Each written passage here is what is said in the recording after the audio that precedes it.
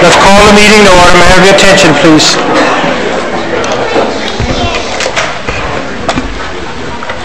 Monday, May 16, 2005.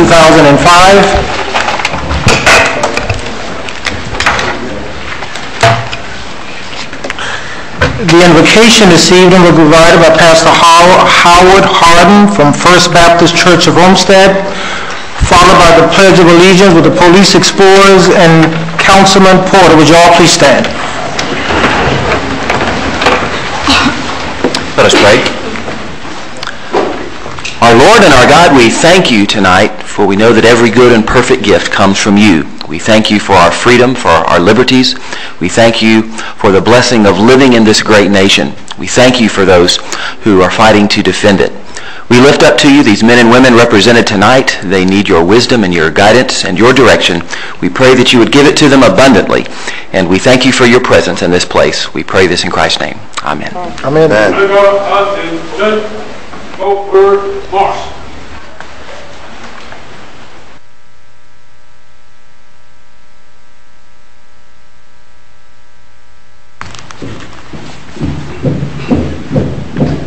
Underguard, hope, left, faith.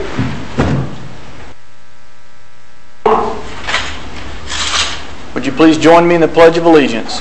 I pledge allegiance to the flag of the United States of America and to the republic for which it stands, one nation, under God, indivisible, with liberty and justice for all. Holster, arm. Faith. Forward, march.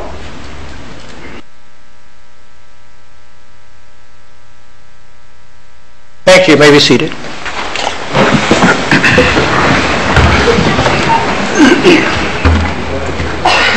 Roll call, Madam Clerk. Mayor Warren. Present. Vice Mayor Bell. Present. Councilwoman Garner. Here. Councilman Hodge. Here. Councilman Losner. Here. Councilman Porter. Here. Councilwoman Waldman. Here. Any additions, deletions, or deferrals? None, Mayor. Thank you, Mr. Manager. Special presentation, 5A, is the Girl Scout Troop presentation of K-9 vests to the Police Department. Councilman Porter, you.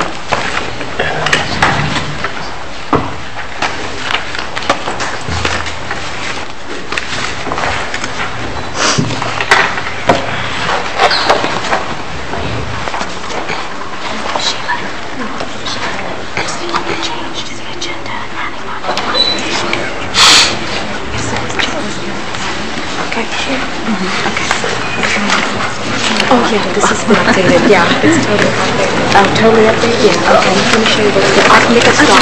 Oh, sure. How are you doing?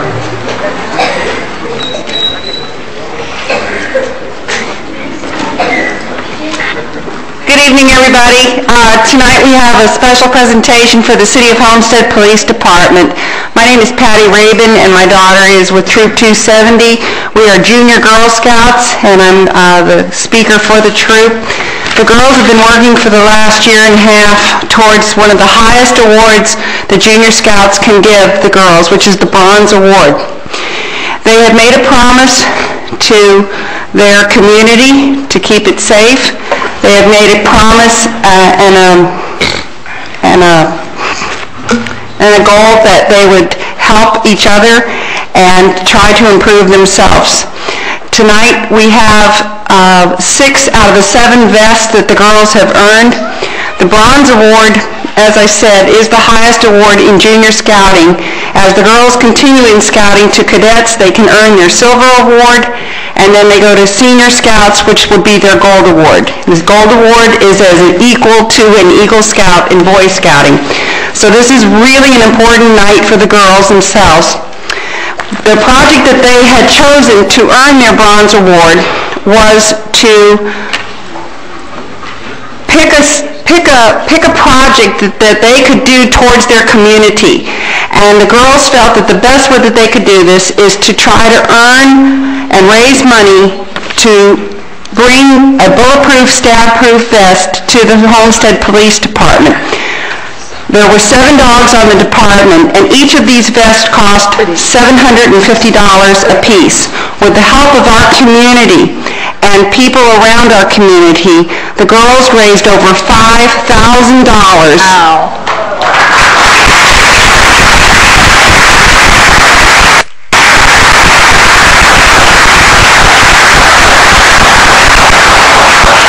In order to do this project, we had canisters all over the county. We had community service people helping us out. We did bake sales religiously. We did plant sales. We went to horse shows and sold hot dogs and drinks. And we really worked hard on this. We had organizations from the National Forage Organization in the state to local and individuals who came forward and saw that this was a great project. So we're really proud of the girls. They'll also be receiving their bronze award this evening after we present the dogs their vest. We presented one of the officers their vest early on because we had raised enough money, and we decided that we'd make the last episode something worthwhile, so that's why we're here tonight. So the first presentation will be done by Tiffany Hernandez. We have a total of 9 girls in our troop, and we have 6 of them present tonight to present to the dogs and the officers. So Tiffany, would you like to come forward? Tiffany's going to present hers to Sergeant Pritchett.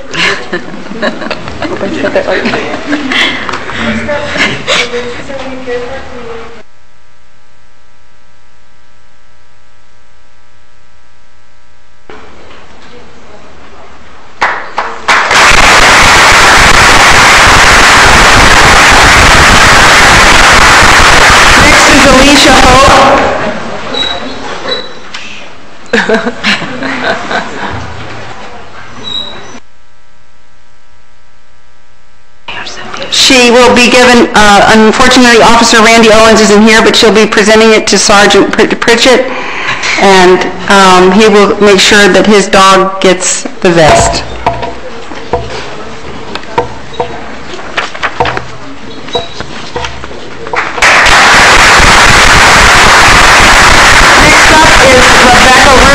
She will be presenting it to Officer Yanko Rodriguez.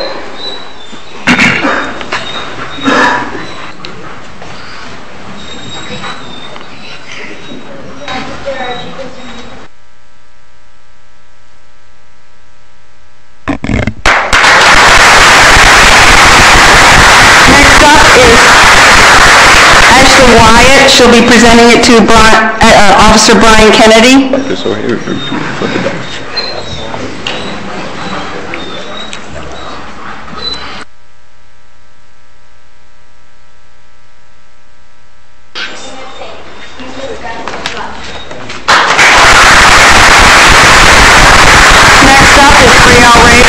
Presenting it to Officer Charlie Lockery.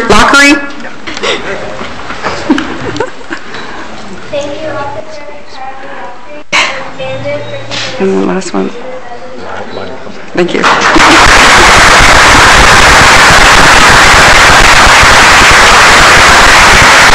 last up is Kimberly Hernandez. She will be presenting it to Officer John Monaco.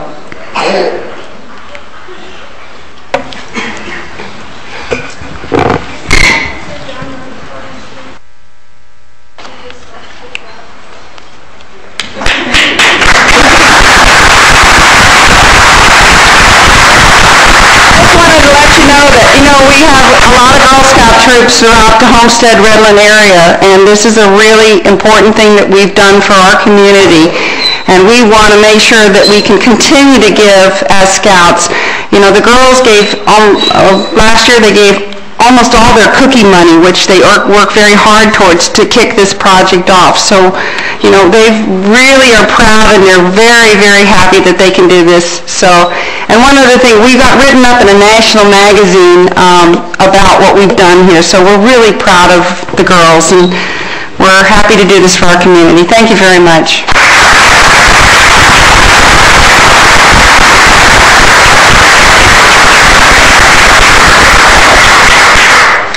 On behalf of the police department, the K-9 handlers, and especially the ones that can't speak, the K-9 dogs, I'd like to sincerely thank each and every one of you from Girl Scout Troop 270 for the hard work you put in, the diligent efforts you put in over the last 18 months. I know it was a great deal of money to raise. We're very proud of you. We're grateful for what you've done. You can hold your heads high, and thank you very much. And the parents also, we thank you for the time and effort you put into it also. Thank you very much.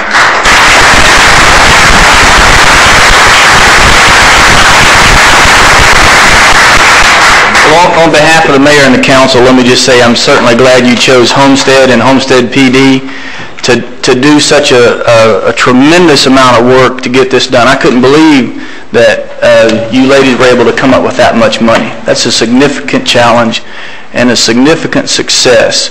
And I know the officers and the dogs, I know these men love their dogs like they're their children. And for you to do something like that for these men, it will go a long way, and you will be rewarded in heaven for doing what you've done tonight. But thank you very much. And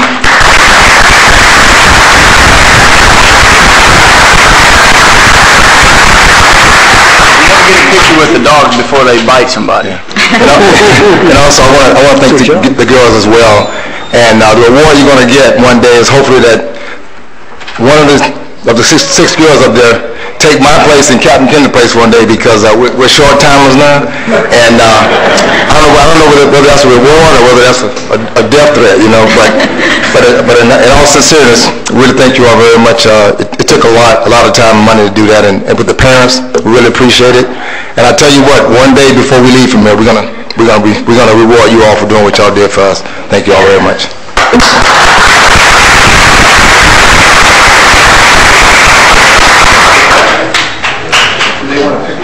The girls should stand with each one. Get a picture with each one.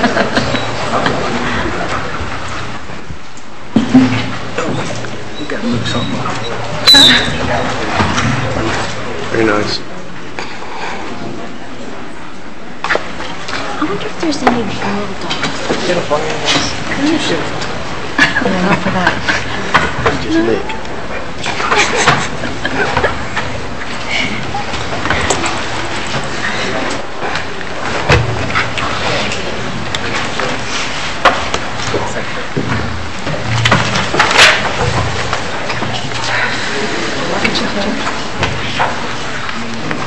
For all that money you put in there at Tony's.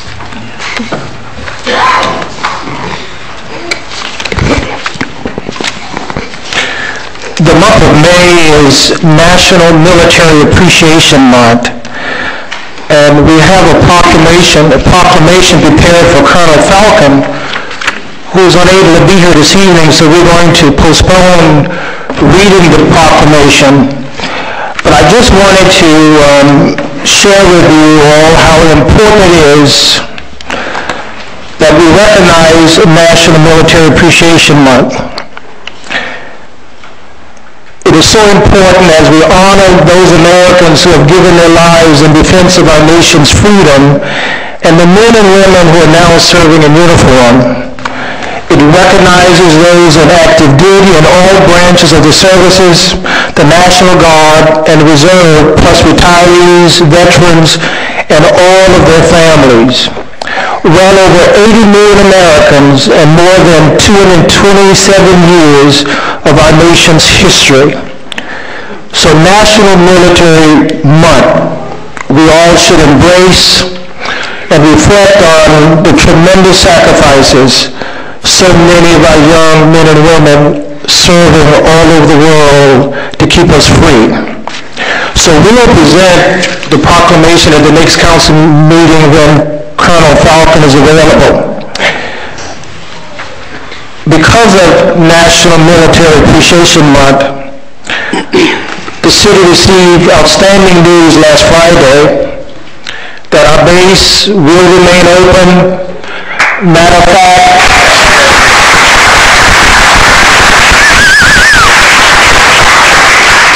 we were not on the hit list, and we were thrilled to learn that the Homestead Air Reserve Base will be gaining 114 full-time military personnel, 71 full-time civilian personnel, and 190 reserve.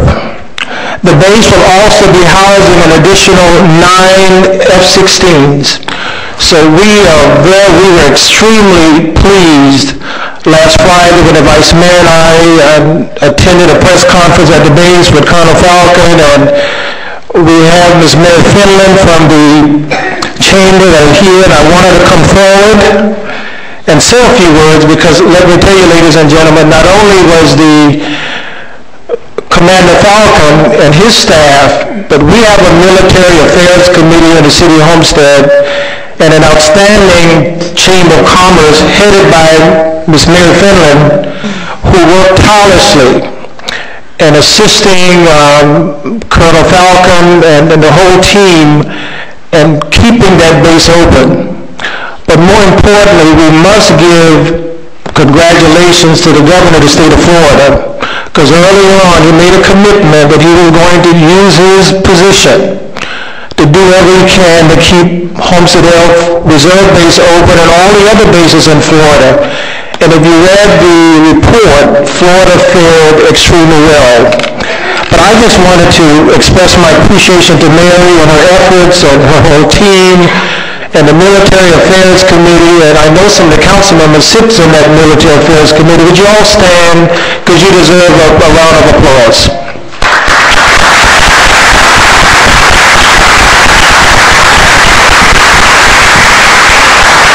Mary, you want to say a few words? Thank you. Sure. First, let me say I'm lucky because I'm the paid personnel, and all these other people are volunteers, and they did an outstanding job. And I want to thank the Miami-Dade Defense Alliance, who applied for the grant that funded our trip to Washington the last 2 years, and we really do believe we had an effect. And it's a lot of hard work, but the biggest plus that we had in every office we visited in Washington was the fact that we have a community that stands behind us. It makes all the difference, and so congratulate yourselves. Thank you. Thank you, Mayor. Thank you very much. Vice Mayor, what's the next item on the agenda? Put my glasses on. Historic Preservation Month.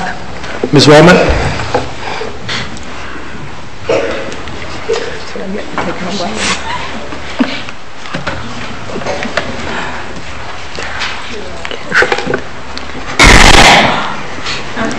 The month of May is also Historic Preservation Month, and I'd like to invite the Historic Preservation Committee to come forward, please.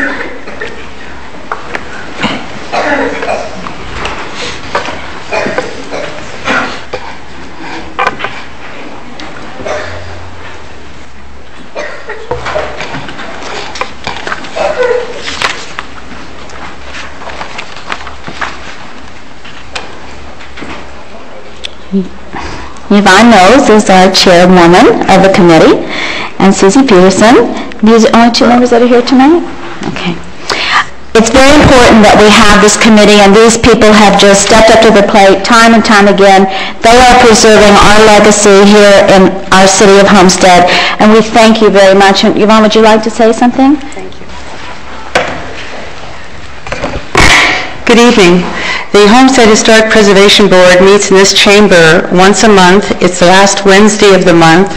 This coming meeting is May 25th. It's an open meeting, and it's really designed for the public to become aware of the historic treasures of Homestead. So I invite you all to come. If you have the time, please make a point of coming down. Our meeting begins at 4:30 in the afternoon and goes normally till about 6 o'clock. So we look forward to seeing members of the public there. If you have questions about the historic structures of Homestead, please visit the website, and there's some very good information on the City of Homestead website that defines and tells a little bit about the story of the board and the projects the board is working on right now. Thank you very much. I want to present you with a little something.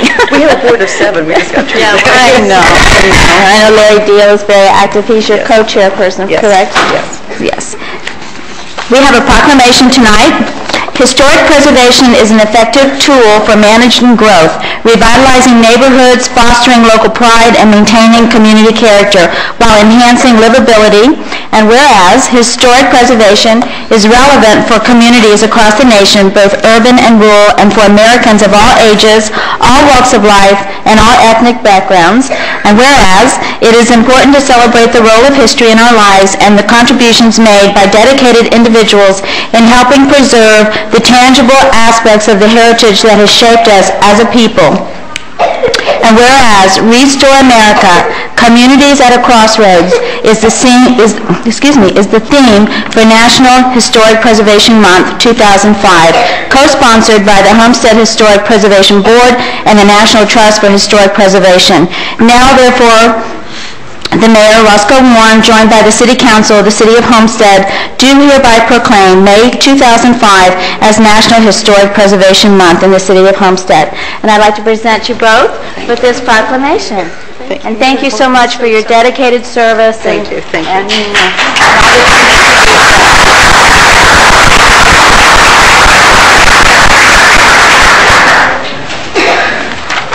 Thank you, Ms. Woolman.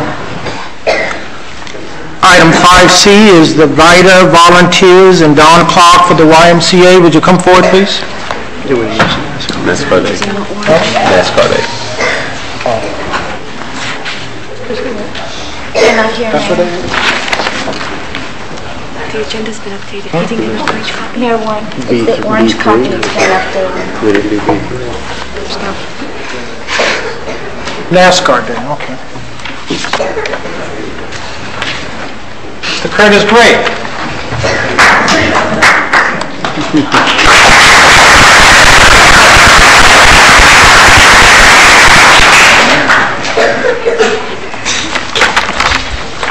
And I have a proclamation for NASCAR Day in Homestead. Whereas NASCAR Day, NASCAR's largest annual charity, will be held on Friday, May 20th, the weekend of the NASCAR Nextel All-Star Challenge. And whereas the second annual NASCAR Day will aim to assist the local community with the addition of pediatrics, the NASCAR-themed pediatric units located at Halifax Medical Center in Daytona Beach and Homestead Hospital in Homestead as a beneficiary. And whereas the unit is only the second of its kind in the country and is named after pediatrics founder Betty Jane Franz, Assistant Secretary and International Community Relations Director for NASCAR, who created the first pediatric unit at the Daytona Beach Hospital. And whereas a total of 245 companies have signed up for NASCAR Day, including the City of Homestead, and whereas with NASCAR crowning its champions here in Homestead each November during Ford's Championship Weekend at Homestead Minor Speedway, and with such a great cause as the Betty Jane Franz Pediatric Center, Pediatrics at Homestead Hospital, the NASCAR Day is the perfect way to celebrate NASCAR while giving back to the community. Now, therefore, I, Roscoe Warren, Mayor, joined by the City Council of the City of Homestead, do hereby proclaim Friday, the 20th of May, 2005 as NASCAR Day in Homestead. Congratulations, Mr. Gray.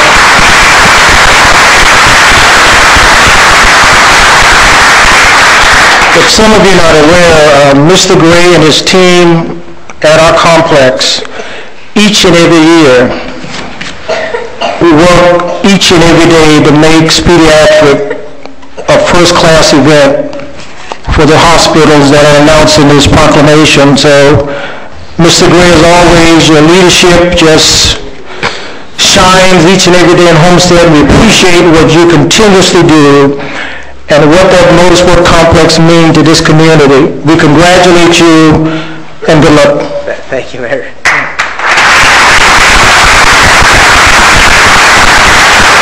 Thank you very much, Mayor and Council, for recognizing NASCAR Day. And really, I'll accept this proclamation, but the real benefactors are Homestead Hospital and the City of Homestead. This is huge for us.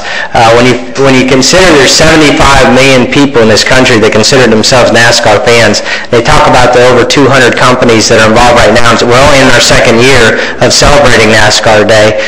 There's huge potential, and of all the charities in the country that NASCAR could have chosen to give the money to, The way it works, it's if a company partakes and all their employees give $5 donation, then they get to wear jeans that day on Friday and their favorite NASCAR shirt. So I encourage all the companies to get involved. And out of the 3 charities that they chose, Pediatrics was one of them. And as the mayor said, there's only 2 pediatric units in the whole country, one in Daytona Beach and the other here at Homestead Hospital. So a big part of the money will come this way from all over the country as people all over the country celebrate NASCAR Day, and I think it's going to continue to grow in the future. So we're very excited, and again, Mayor, thank you very much. Ma'am,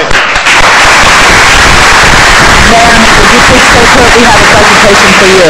And I want to say, as Kurt is coming, I want to say, pardon the pun, but we appreciate the economic engine that the racetrack is. Thank you.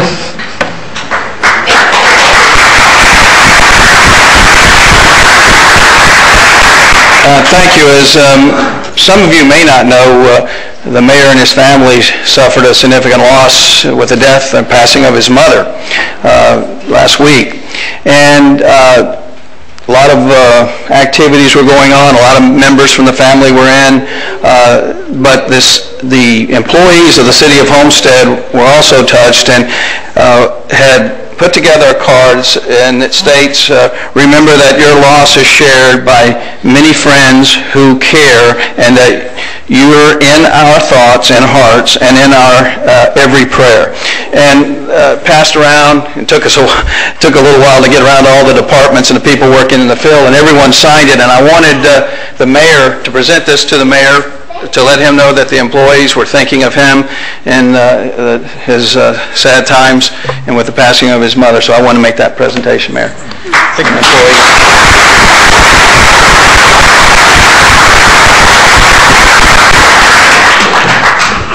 Let me take this opportunity to, on behalf of my family and I, to say just thank you to each and every one of you here and this entire community. I tell you, because of your warmth, your love, your calls, your cards, it made a tremendous difference to me.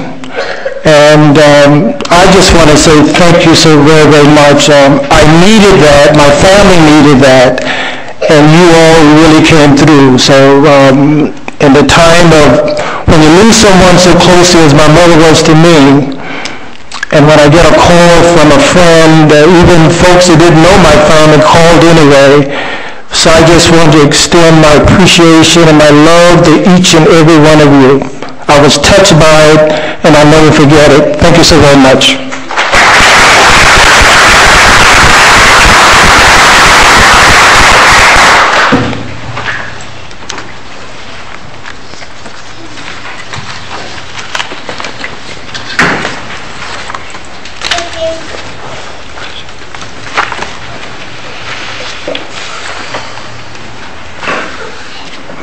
Presentation of certificates, safety award winners, Councilwoman Woolman.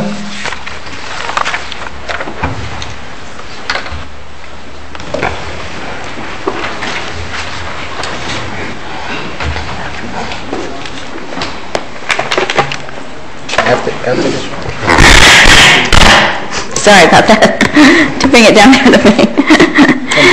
It's that time of the month again when we recognize our safety award winners for the month of May. And this month we have 3 winners, but I'd like to tell you what they get and what they must do in order to be eligible for this. They must be a full-time employee of the City of Homestead, with the exception of the police and the managerial supervisory level of employees, free of accidents and injuries for the preceding 6 consecutive months, and non-recipient of workers' compensation benefits for the preceding 6 consecutive months. And these are drawn at random, so that's very important. I'd like to invite William Miner forward, please. He's with the utilities. Hi, how are you? David Will, is David here? Okay. I have to tell a story about David. Marcy shared this with me earlier. I can talk about him because he's not here. He's been with us 19 years and he's never won, and he's always saying, I never win, I never win, I never win. Okay, now David, you won. So you need to be here. And I'm going to mess this one up. But Miguel, how do you say your last name? Llaneras. Excuse me? Llaneras. Llaneras. Llaneras. Well, congratulations. I am here to present you with a paid day off, which is a good thing, a $25 check from our city attorneys, a City of Homestead safety certificate, a safety badge to wear with pride, a letter from our city manager, and your name will be posted on a bulletin board at City Hall. The paid day off is a good thing.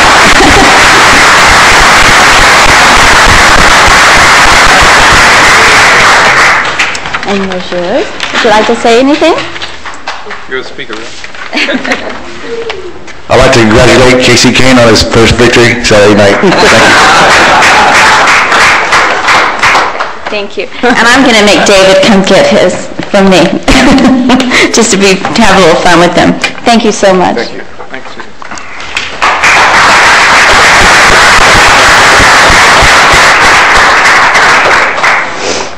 Youth Community Outreach, Joe Fenari and George Mara, Councilwoman Woman.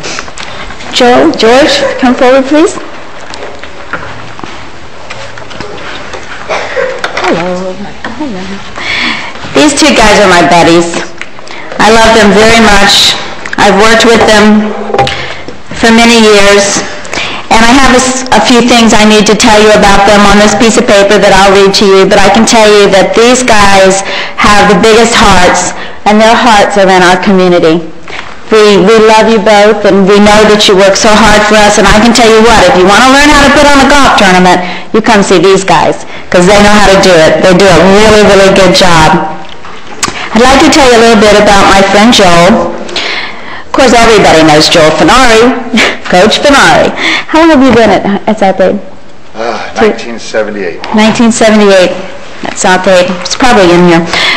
Joel is also known for his dedication in the youth in our community, and he's been the athletic director at South Aid High School, as he said, since 1978. He's worked closely with George to organize the Celebrity Golf Classic. That has been a great success with fundraising, and it goes for our youth groups. Joel is also looking out for the best interest of our youth and sits on many boards, including the YMCA Board of Directors, the Board of Directors of the Dade Schools Athletic Foundation, South Aid High School representative on the State Athletic Association. Joel is also an athlete, played college basketball and baseball, and I know he plays a mean game of golf. Seen him do that. And Joel and his wife Sherry have 2 children. His son Dustin is graduating with honors from South Aid High School this month, and his daughter Carla is a sophomore who is being inducted into the South Aid High School National Honor Society this month. And his son is quite a golfer as well. A little scholarship in there? Yeah? Okay. I hope so. Joel, I'd like to present to you this plaque in honor of everything you do. And you know how much I love you, so. Thanks, Judy. Thank you very much.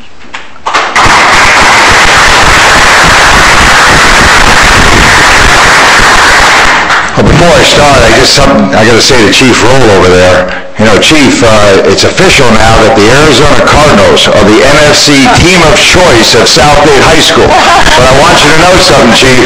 If it's the Cardinals and the Dolphins in the Super Bowl, we got a problem. We got to talk.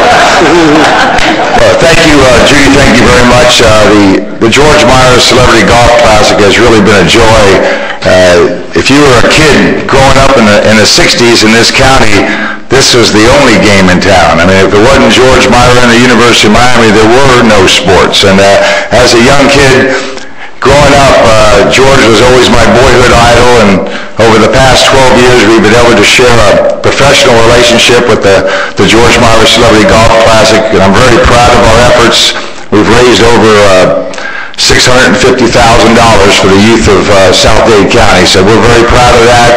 And with the support of the city, people like Judy and everybody up here, we really appreciate everything you do for us. Kurt makes sure that you have a team in there every year. I think one year you even won. I don't know how that happened, but you did. I think you did. I think they did win one year. They did. They did. But thank you very much. I appreciate it. Thank you, Joe. And next we our own George Myra. And George, I just, again, thank you so much. Before I tell you a little bit about George, I just wanted everybody to realize that not only do they give to the youth athletic associations, but they never forget the Angels. Every year they give us a really big check, and we really appreciate that, the Little Angel Foundation. Thank you. On June 16th in Tampa, George will be honored as an inductee into the Florida High School Athletic Association Hall of Fame, both as a football player and as a contributor to the George Myra Celebrity Golf Classic. George the Matador was an All-American quarterback, embarrassing him, at the University of Miami in the early 60s and led the Canes to a pair of bowl games, which setting nearly every passing record at Miami. George was the first pick of the San Francisco 49ers when he turned pro and played for the NFL for 10 years. In addition to being an outstanding athlete, George has a generous heart, which is why he is being honored here tonight. After Hurricane Andrew devastated our community in 1992, George stepped up to the plate. Come up here with me. He stepped up to the plate to help the youth of our community by organizing the George Myra Celebrity Golf Classic Tournament. And this has become an annual event, and the proceeds benefit the youth of Southgate County. And as Joel said, you've raised over $650,000 for our kids. So George, with that being said, I'd like to present you a plaque, and it says, in appreciation to George Myra, this is, you can see, I can see it, for your untiring dedication and service to the youth of our community, May 16, 2005, Mayor and Council, City of Homestead. I present you with this with love, and thank you so much. Thank you, Judy. Such appreciation. Appreciate it. Thank you.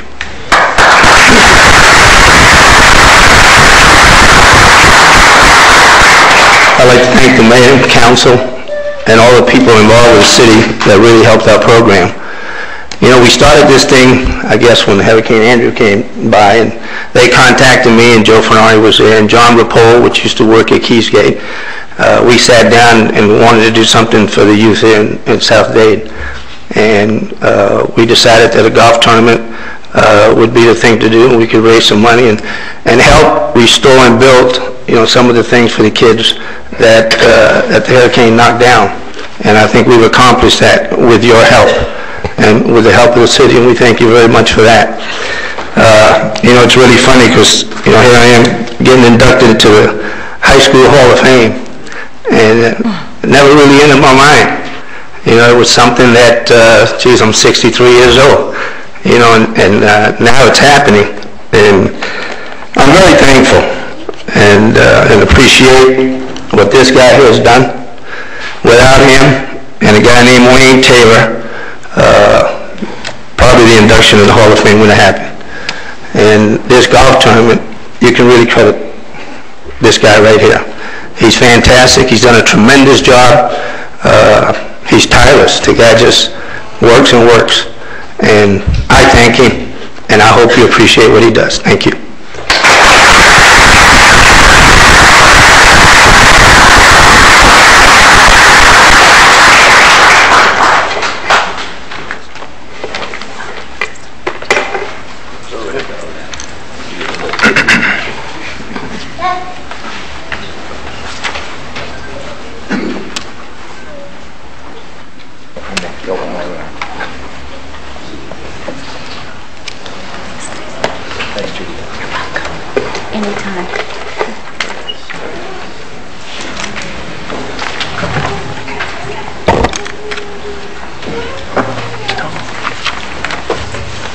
Next on the agenda is Officer Thomas Swartz, retiring after 27 plus years of service. Where's Tom?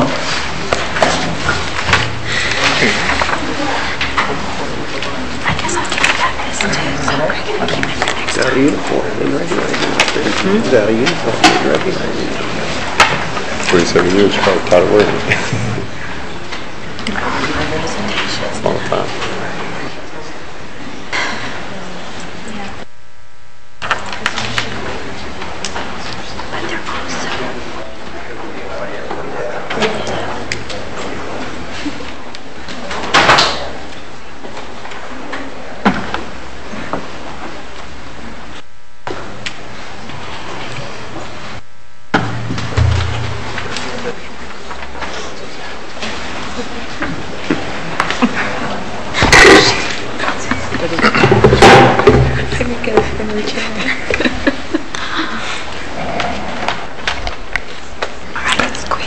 27 years of dedicated service to the people of the city of Homestead.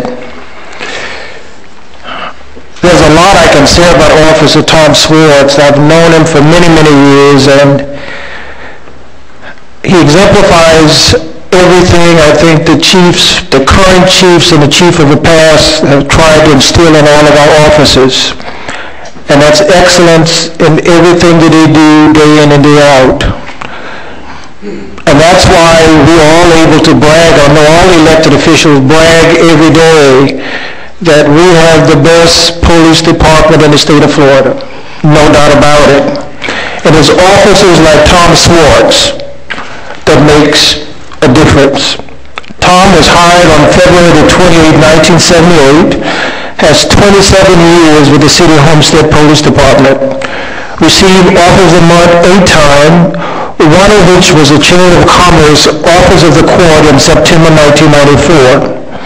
He received 16 nominations for Officer of the Month, received 117 letters of accommodation, and in 1982 received Office of the Year. And those are only a few of his accomplishments after 23 years. But I tell you, most of the citizens know Tom because he patrolled this community for many, many years. And not once have I ever received a negative comment from anyone about his service and his commitment to what he believed in, and that's being a good public servant. So Tom, we're going to miss you. And certainly you've left your mark in the police department.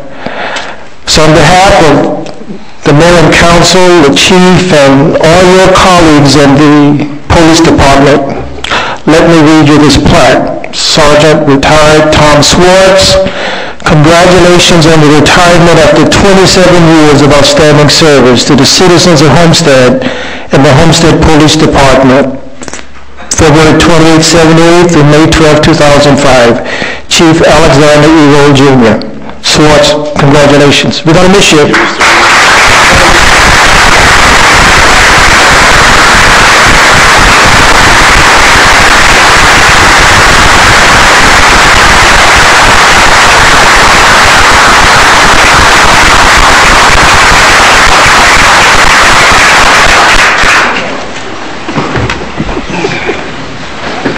This is it. Just a few brief, thank you. A few comments, real quick. Mayor and Council, thank you. Thanks for giving me the opportunity to serve you first and foremost. Allow me to thank my mother, who's waving in. I remember about 30 years ago when I told her of my aspirations, and one of the things she told me, as long as you're happy and productive, so I had her complete and total blessing when she found out I was about to get into this business. I'd like to thank my dad, who I'm sure is looking happily down on all of us tonight with much contentment. My wife, Julie, the love of my life, and the best DM trauma nurse in the business. She's also was an equally impressive officer of the Miami-Dade Police Department, and now destined for much success as a deputy sheriff for the Brevard County Sheriff's Department. My daughter, Caroline, a constant source of inspiration, motivation, entertainment, and strength. Chief Roll, and everyone at the police department. There's too many to name tonight. Scott, Tom. I wrote down here, and I got to share it with you, for putting up with me and my many eccentricities.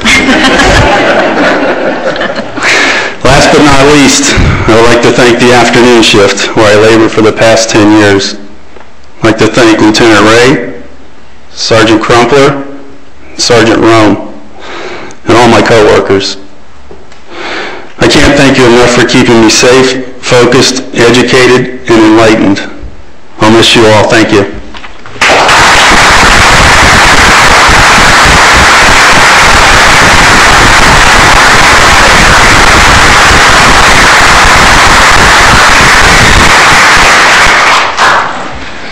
Before Officer Swartz leave, I wanted to pretty much share with him what I told the afternoon shift. think it was last Thursday when we had a little meeting for him at the station.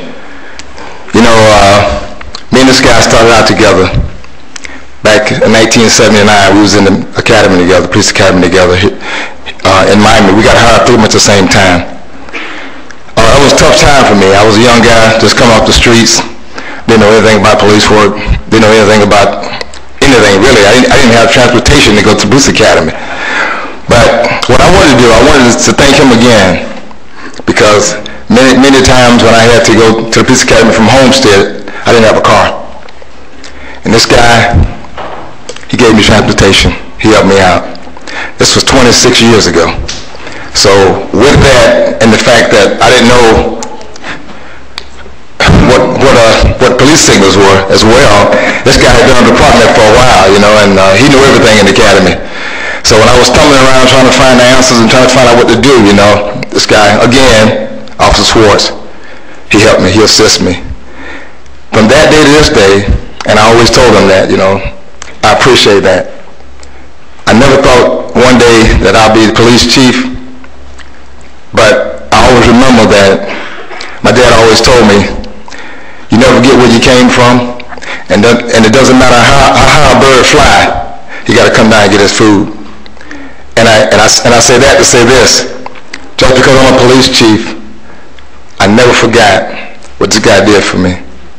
And I appreciate it, and I thank you very much, because without those two things in my life back in 1979 when I started here, not only would I be a police chief, I probably would be a police officer in the city of Homestead. So I just wanted to thank Tom for being my friend and assisting me with my goals. Thank you very much. I appreciate it.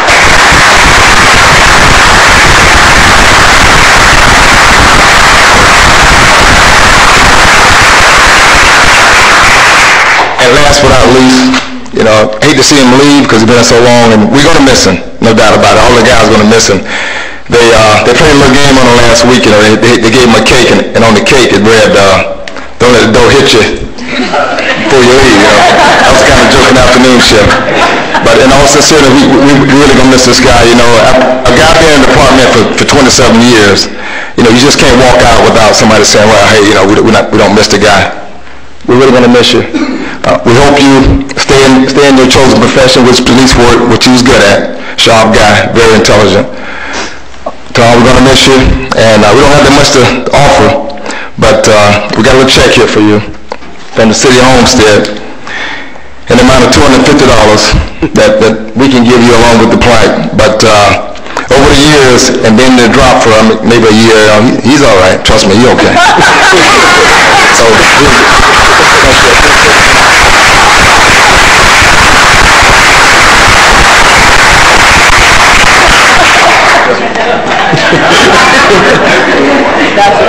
That's Julie, take the check.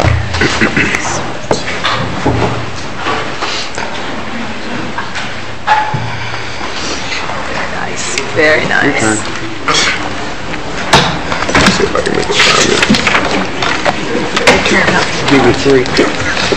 Item 5E is Employee of the Quarter Award, January through March 2005, Councilman Hodge.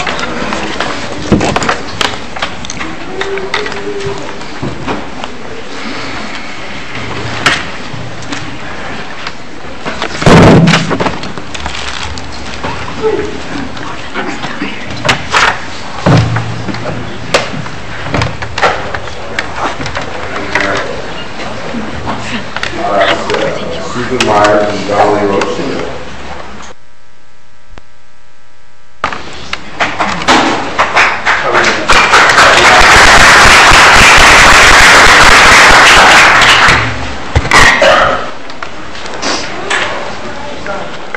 Making me turn the microphone on. I was doing good without it. Here we are again, our Employee of the Quarter. Susan Myers submitted her entry, her nomination for Mrs. Roach for the Employee of the Quarter for the first quarter of this month, this year.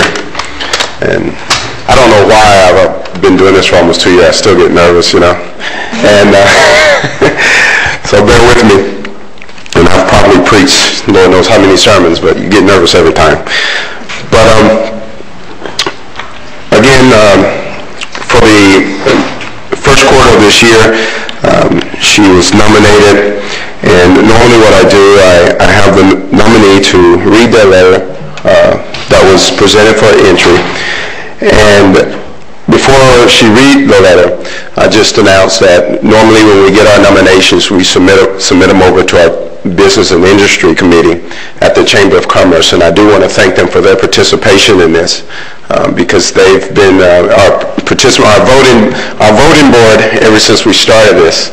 I think this is the fourth one, so we've been up and going for a year now, and we only wanted to go forward and increase in nominations and also in support.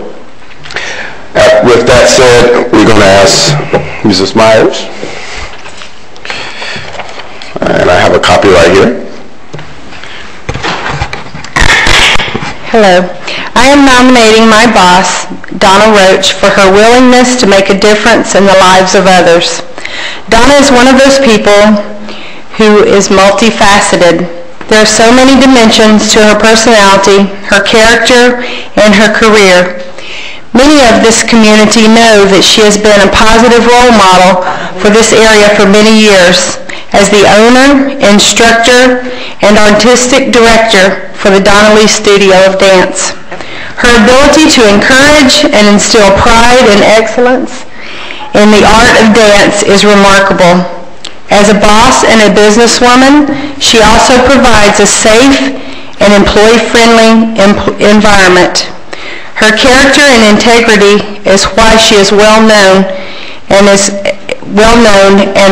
today. I feel Donna Lee would be a great representative for Employer of the Quarter as a member of this Homestead community. Thank you.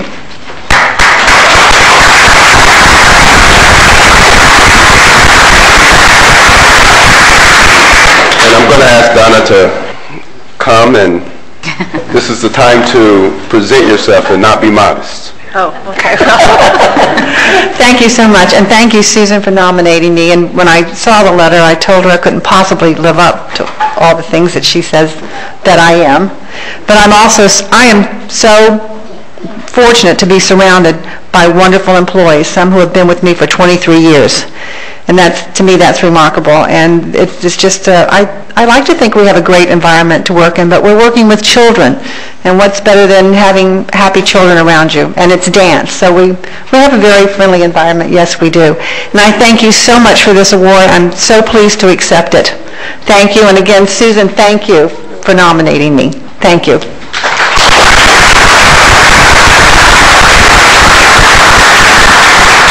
And this is what the Employer of the Quarter Award is all about. It's about promoting our homestead businesses. It's about recognizing our homestead employers.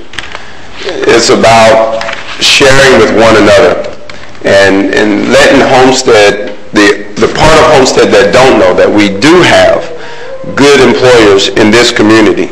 You know, a lot of times, people think about they have to go to Miami to get a job. Not necessarily so. There's good employers right here in Homestead, and that's what this is all about, to promote them and let people know that they're here and they're there. And with this award, we have a plaque that we're going to present. Also, we have dinner from Ruby Tuesdays, and we have also $100 savings bond from Community Bank, and the owner also will have their bio put into our local papers and promoting their business.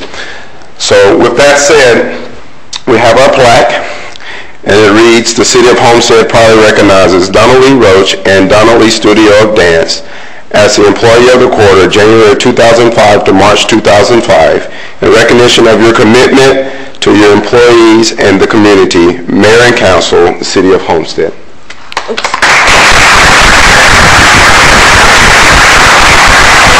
Thank you again. And I would like to say one thing with what you said about what we have at Homestead. I'd like to share with you that so many times when I'm at dance teachers' conventions, they'll say to me, "You actually have a dance studio in Homestead?" Do that many children down there to dance? You actually have a dance company in Homestead? And I always find it such an insult, and then I go on to tell them what a great community we are and how wonderful this city is. So, but you're right. Thank you so much. Donna?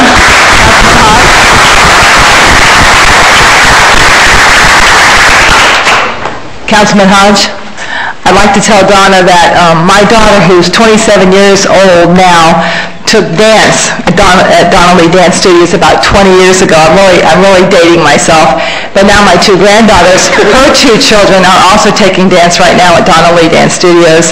And I'm just so thankful that you're in this community for so many years. And you still look the same as you did 20 years ago. And I don't know how you do it, but I'm going to talk to you later.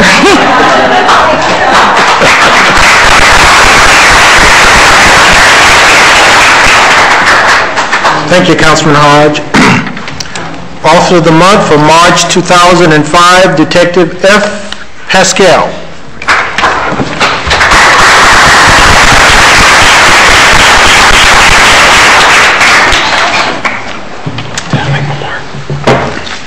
I think so.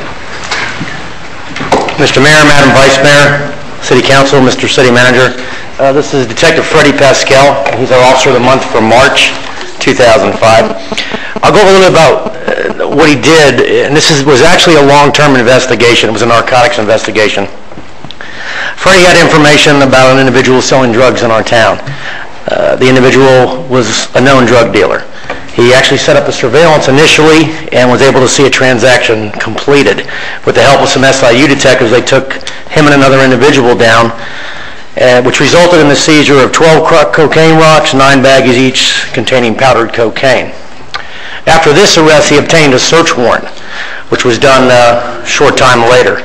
During that search warrant, there was a seizure of 100 crack cocaine rocks, 16 baggies of powdered cocaine, and of course all the drug paraphernalia needed to produce these drugs. There was actually the same 2 subjects arrested on that and also an additional one. Now the case didn't stop there. Freddie talked to the Drug Enforcement Administration and the U.S. Attorney's Office. He actually testified before the grand jury, and he got a federal indictment on these individuals. So you can see it was a long-term investigation, and he got a major drug dealer off the streets of Homestead. So it's with great pleasure he receives Officer of the Month for March. Councilman Porter.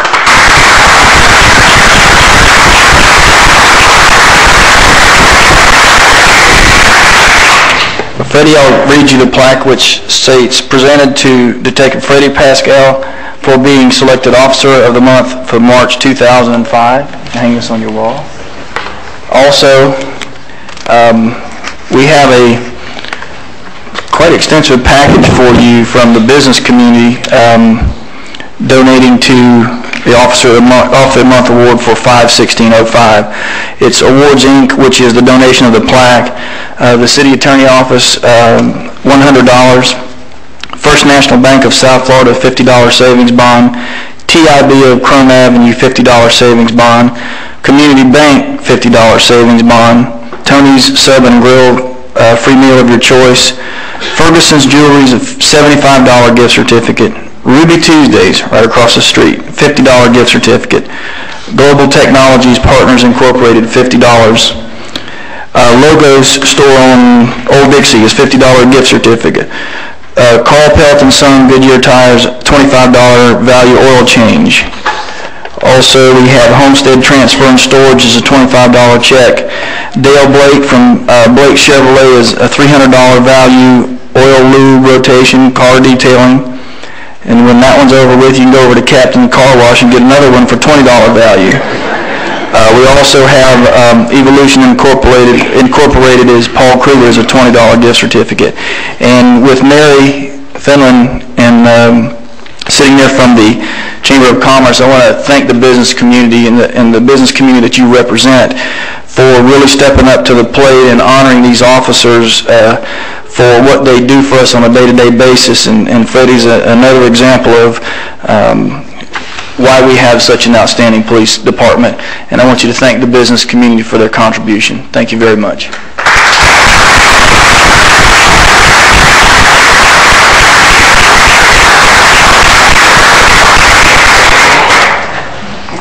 Thank you.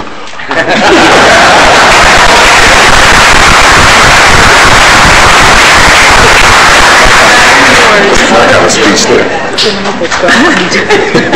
Mayor, let me just say, while we've got the Girl Scouts still here, we forgot to give them something. Could you join me down here and the ladies from the Troops 270?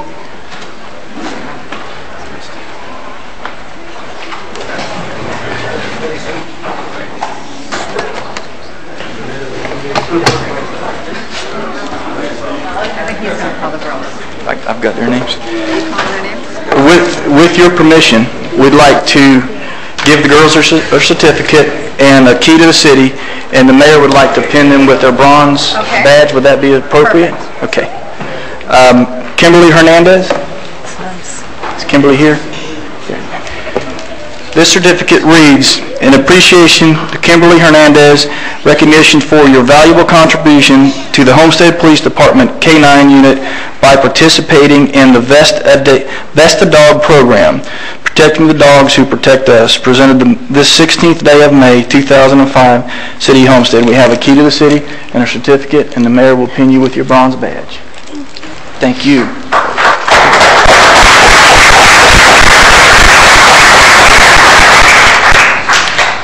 Rebecca Ruiz. Congratulations, Rebecca.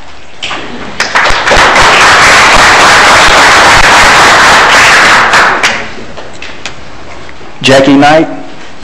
She's not here? Okay. Alicia Hoke.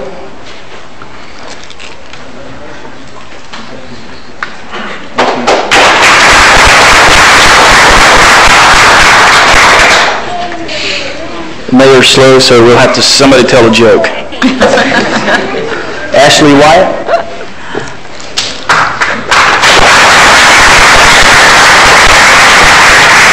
Levin Roberts is not here. Casey Grennan, not here. Tiffany Hernandez. Tiffany, she's here.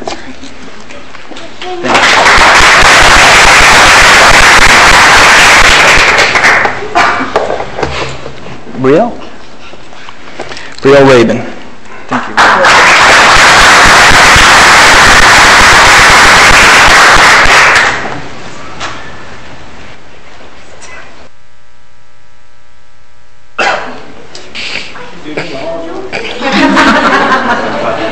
I asked the mayor to do one simple thing. Stick a pin.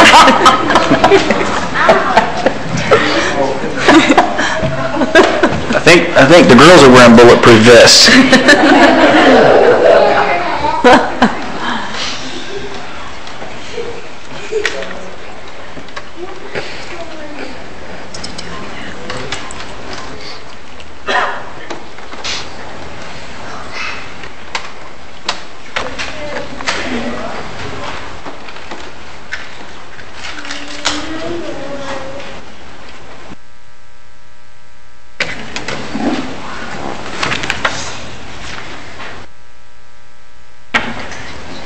Thank you, Mayor. Thank you, ladies.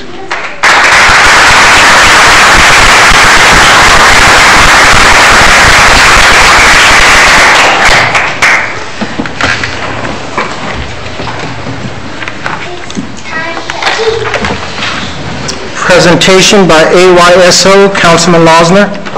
Thank you, Mayor. While the representative from AYSO is coming to the podium to give us a few words on that local program, it occurred to me that, the predominant theme in many of our presentations tonight were the children of this community, the Girl Scouts and their fundraiser, the assistance that the George Myra Golf Tournament has provided to the children of this community, and certainly Donna Lee Dance Studio, and Donna Lee, who is a legend to this community, where he's probably on a third generation of teaching, and when you put all those together and factor in AYSO, these programs, and in our city, we are touching thousands of children every year through just those programs that we've mentioned tonight. And I want to welcome Terry Dawkins on behalf of AYSO, who have a few words for us on their program. Thank you.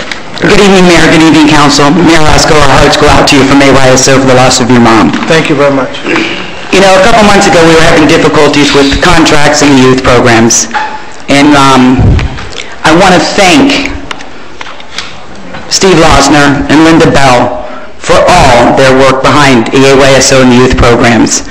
When we had phone calls and we needed people to talk to, they were there for us. They stood up for every youth program, made phone calls, and did what it took for us to get contracts straightened out and get work done. On behalf of AYSO, we thank you all from the bottom of our hearts. Right now, with registration started with AYSO, our numbers this year should be 700 kids in this program from this last weekend's registration continuing forward. We look forward to grow each and every year. And we're not here to complain. We appreciate the field use that we have, but whatever we could do to get soccer fields, we're not going to turn away that opportunity. I'd like to invite each and every one of you to take a trip with me to Weston to see that facility up there on 50 acres with 15 lidded soccer fields, 4 baseball fields, 4 softball fields, hockey, tennis, basketball, playgrounds, bathrooms, facilities that program and all the kids up there can use, what we could do with that 120 acres we have sitting right out here, and make that a facility for all of South Dade. And AYO's not laying back. We're a national organization. We're willing to help and work hand in hand with the city to raise money, to donate money, and to do whatever it takes to build that facility. Thank you. Thank you, Terry. Thank you. Thank you, Mayor.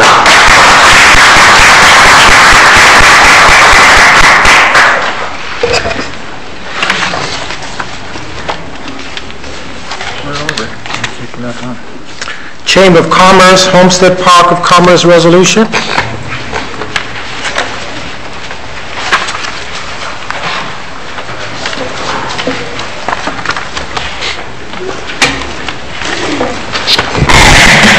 Thank you.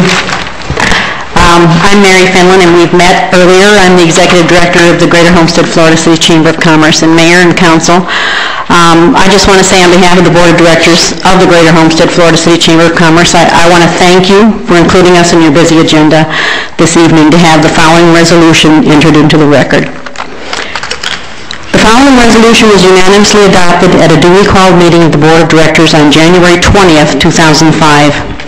A resolution from the Board of Directors of the Greater Homestead, Florida City Chamber of Commerce in support of the full and complete use of the Homestead Park of Commerce to remain commercial industrial zoned. Whereas the Park of Commerce was established to facilitate the placement of commercial industrial business, and whereas commercial industrial zone property is required to attract the types of businesses needed to raise local income levels, and whereas commercial industrial business uses are more likely to increase ad valorem taxes and demand for city-provided utilities than comparable residential uses, and whereas the availability of commercial industrial business-zoned property in the city of Homestead is limited, and whereas the Park of Commerce is encompassed by Homestead's foreign trade zone with designated incentives to attract business, and whereas foreign trade zone is designated by the United States government and, if rezoned, will lose its foreign trade zone status. And whereas it is the mission of the Chamber of Commerce to preserve and protect the welfare of the local economy through a healthy business community. Therefore, be it resolved this 20th day of January 2005 that the Board of Directors of the Greater Homestead, Florida City Chamber of Commerce does hereby support the full and complete use of the Homestead Park of Commerce to remain commercial industrial zoned. This resolution is simply a reaffirmation of the most basic responsibility of any Chamber of Commerce, to enhance, promote, and protect the commerce of its community. And I thank you for your time.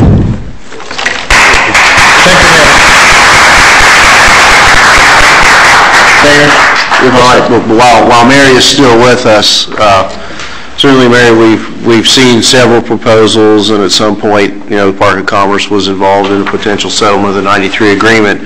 I fully expect that within the coming months there will again be several credible offers before this council, and I certainly invite and encourage the chamber to get involved and help counsel with this council on whatever decision we might make for the ultimate use and disposition of that park.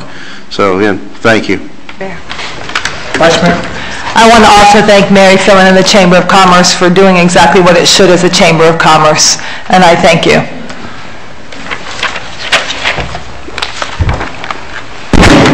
Consent agenda, is there a motion for approval? So moved. Moved by the Vice Mayor, second by Councilman Hodge. Any question? All in favor say aye. Aye. Opposed?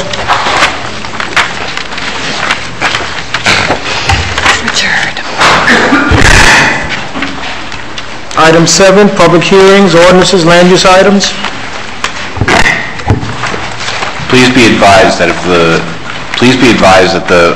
typing on this is any smaller to our new clerk, I will not be able to read it even with my glasses. So I need like a blown-up version. More font. But the agenda is beautiful. Please be advised that the following items on the agenda are quasi-judicial in nature. If you wish to comment on any of these items, please. Can you see it from here?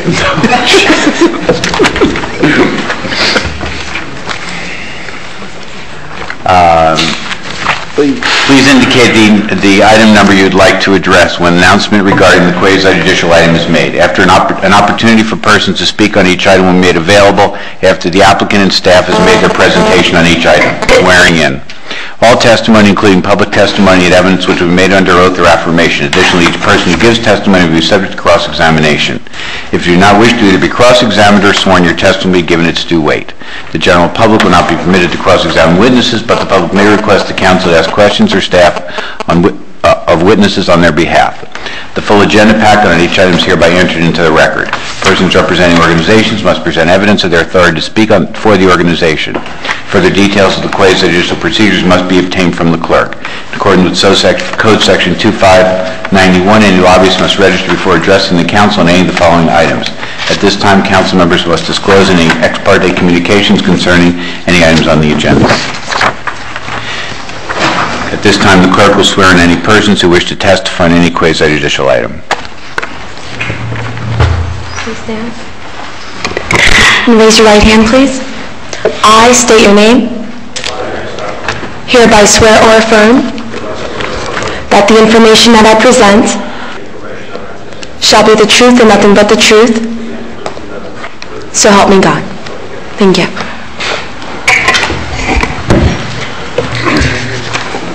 First, we have a resolution of the City of Homestead, Florida, granting preliminary plat and site plan approval for Palm Isle Estates, located within Sector 8 of the Villages of Homestead DRI Planned Unit Development, east of Southwest 162nd Avenue, Farm Life School Road, west of Southwest 157th Avenue, and south of Southeast 24th Street, Palm Drive, as legally described in Exhibit A. 96 single-family units on approximately 24.07 acres of land, and providing for an effective date. Is there a motion for approval? I'll move it, Mayor. Moved by the Vice Mayor, second by Councilman Hodge. Any initial comments from council? Question, Mayor. Councilwoman Amanda Garner. Thank you. Mr. LaPrade, I had some concerns from some residents in the Fairways neighborhood about a turn lane. Was this issue resolved with their neighborhood? Yes, as far as I know, that at the last public hearing at the Planning and Zoning Board, it was resolved. So the residents are okay with it? Thank you. The applicant met with them on several occasions and worked out those situations. Vice Mayor Bell. Thank you. Charles, I just wonder why we can't get more like this. This is four units to the acre. It looks great. I mean, I read all the specs. We want more like this. It's nice. Yes. It's very nice. More like this. Thank you. Thank you, Vice Mayor. I'll open up for public comments. Any comments from the audience? Any comments from the audience? If not, I'll close the public hearing. Any final comments from council? Roll call, Madam Clerk. Vice Mayor Bell? Yes. Councilwoman Gardner? Yes. Councilman Hodge? Yes. Councilman Losner? Yes. Councilman Porter? Yes. Councilwoman Wagman? Yes. Mayor Warren? Yes. Motion carries. Next, a resolution of the City of Homestead, Florida, granting a waiver of plat to Prime Home Builders for the division of property totaling 5.33 acres into two lots located on the south side of Southwest 312th Street, Campbell Drive, east of the C-103 Canal, and west of the Homestead extension of the Florida Turnpike, the Heft, as legally described in Exhibit A and providing for an effective date. Is there a motion for approval? Motion. Motion by Councilman Hodge. Is there a second? Second, Mayor. Second by Councilman Porter. Comments? Question. Question, Vice Mayor? Mr. LaPrade, can you please give us an explanation of the necessity of this division?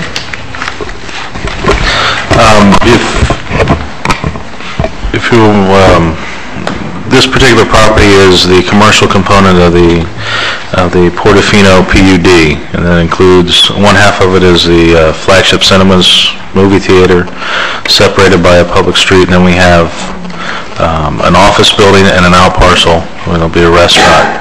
So what this does is it officially outlines the area where that office building will be and where the restaurant will be.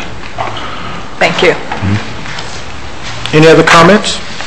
I'll open up for public hearing. Any comments from the audience?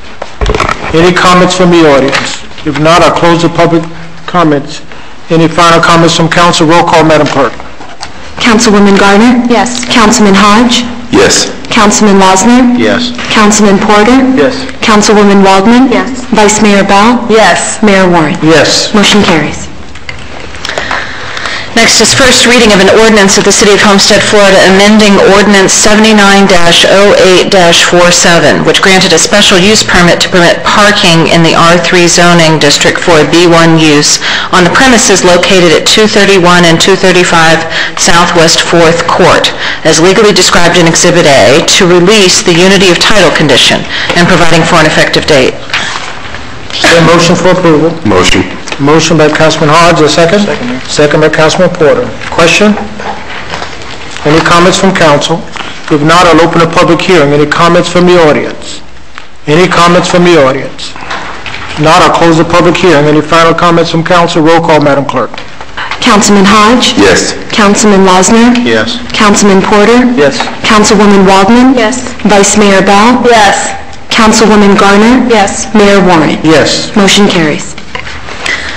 Next is a deferral from May 2nd, second reading of an ordinance of the City of Homestead, Florida, granting the request of Valdemiro da Silva for a rezoning from R1 Single Family District to R3 Multiple Apartment District, also granting site plan approval for 4 multifamily units on .37 acres of land located on the northwest corner of Northeast 12th Street and Northeast 1st Avenue, as legally described in Exhibit A, and providing for an effective date. Is there a motion for approval? Is there a second reading? I'll motion for discussion. Motion for discussion by Councilman Porter. Is there a second? Second. Second by Councilman Hodge. Question, Mr. Porter? This was the one that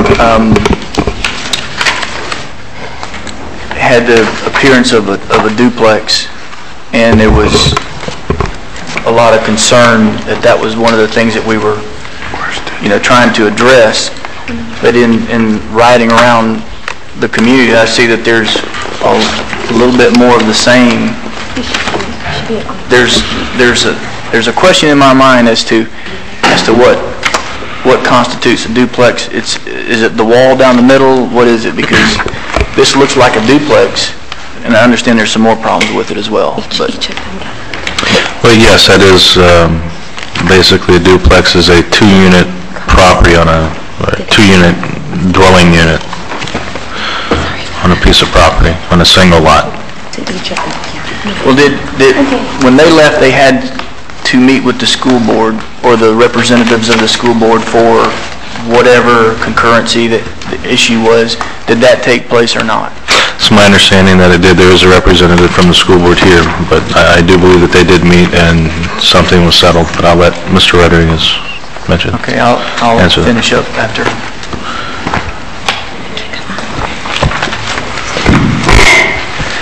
Thank you. Good evening. My name is Ivan Rodriguez. I'm representing Miami-Dade County Public Schools.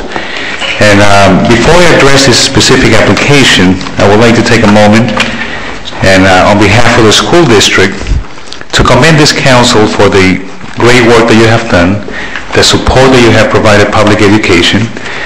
I believe that the citizens of the city of Homestead need to feel proud of this council because you really have come through and you have support public school education. And on behalf of the school board, I would like to commend you for that and to thank you. As staff has mentioned, the applicant met with the school board and the district staff, and they basically proffered to fully mitigate the impact of this development on the public schools. Basically, what that means is that they will be providing a covenant for donating the one child that will be impacted on the public schools for $10,167 above the estimated impact fees of $3,335. So we feel that we definitely have no objection whatsoever. They have fully mitigated the impact of this development on the public schools. So the criteria that you decide whether it's mitigated is the value of what is paid into the school board or to the school? Yeah, the school board passed last month the 4 specific mitigation options. And they chose one, which in this case is to fully pay or donate the cost of the child. In this case, it's only one child that will cost the school district to build a student station. And which is about $13,305 in this case. So if you deduct the $3,335 that we estimated will be generated in impact fees, there will be $10,167 specifically to stay in Avocado Elementary or within the city of Homestead, or within the feeder parent of that school. It's a little bit different than impact fees. Impact fees could be spent within the benefit district. Anything above that will be spent within the school that they affect or within the feeder parent of that school. Thank you. Charles, let me ask you a question if I could, because the clarification between what is allowed now, which this is allowed by code, obviously. If it's rezoned. Obviously if it's rezoned, but this type of building construction is allowed currently in the code. Yes. Now, why is this different from a conventional duplex? Because I mean, when I first looked at it, obviously the first thing that came to my mind was it a duplex. Duplexes under the previous code, they're not in code anymore. Were 2 units sharing a lot, one person owning the entire unit. It was limited to 2 units. It was called R2 two-family district. That was the zoning that permitted duplexes. Quite frankly, this is in structure the same. It's more units. It's an apartment, or he can condo it and turn it into a condo. So it's called a condo because... Or an apartment. Actually, or an apartment. The zoning R3 allows for either apartments or condominiums. Okay. Thank you, Mayor. Thank you, Board Vice Mayor. Thank you, Mr. Mayor. First of all, thank you, Ivan. It's good to see you again. Ivan and I worked together very much in the formation of the EFBD. I know that the school board is revamping some of its policies on how its impact fees are spent, but with all due respect, the fact that $10,000 is being collected by the Dade County School Board does not necessarily mean a whole lot to me, because it does not necessarily mean that that's going to necessarily impact the schools. I cannot imagine, and I will not support this, and I cannot imagine that we would be considering rezoning from single family to multiple apartment district.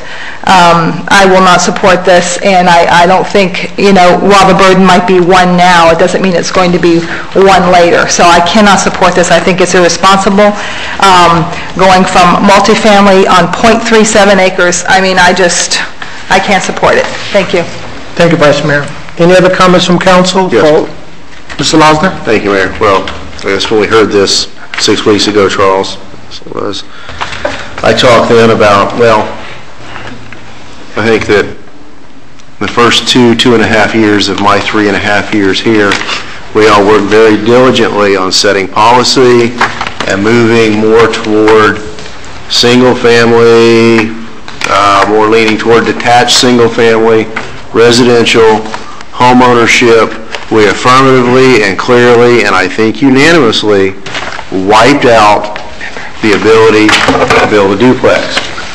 And I'm very concerned about, and I understand that, there's some language in here that if they meet code, you have to put this language in here, but we talk about what's there, and I think our focus on the surrounding neighborhood, and I think our focus has been, our vision has been what we can be in the future. And I voted no last time, and to me, a duplex by any other name is still a duplex, and for that reason, I cannot support this. This to me, to borrow a phrase from the Vice Mayor, is letting the camel get its nose under the tent. And if here, and particularly in this particular northeast Homestead area, there are large undeveloped tracts, whole blocks, half blocks, and if we open the gates here, I don't really see how we can make that distinction later. And I think if to do so, we really defeated, I think, a long-standing policy and vision that we worked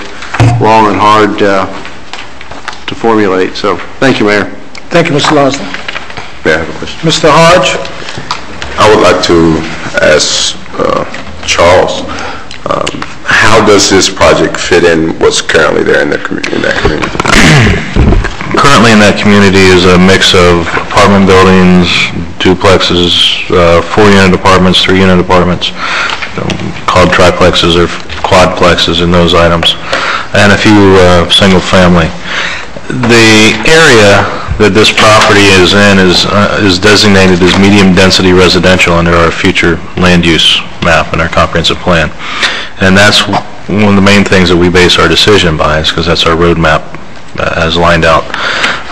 Under this medium density residential designation, permitted uses are up to 10 units to the acre, and it's implemented through the zoning designations of R2, and our comp plan is still a little outdated. It even says duplexes in the comp plan, but it says R2 duplexes because this is what the code used to say.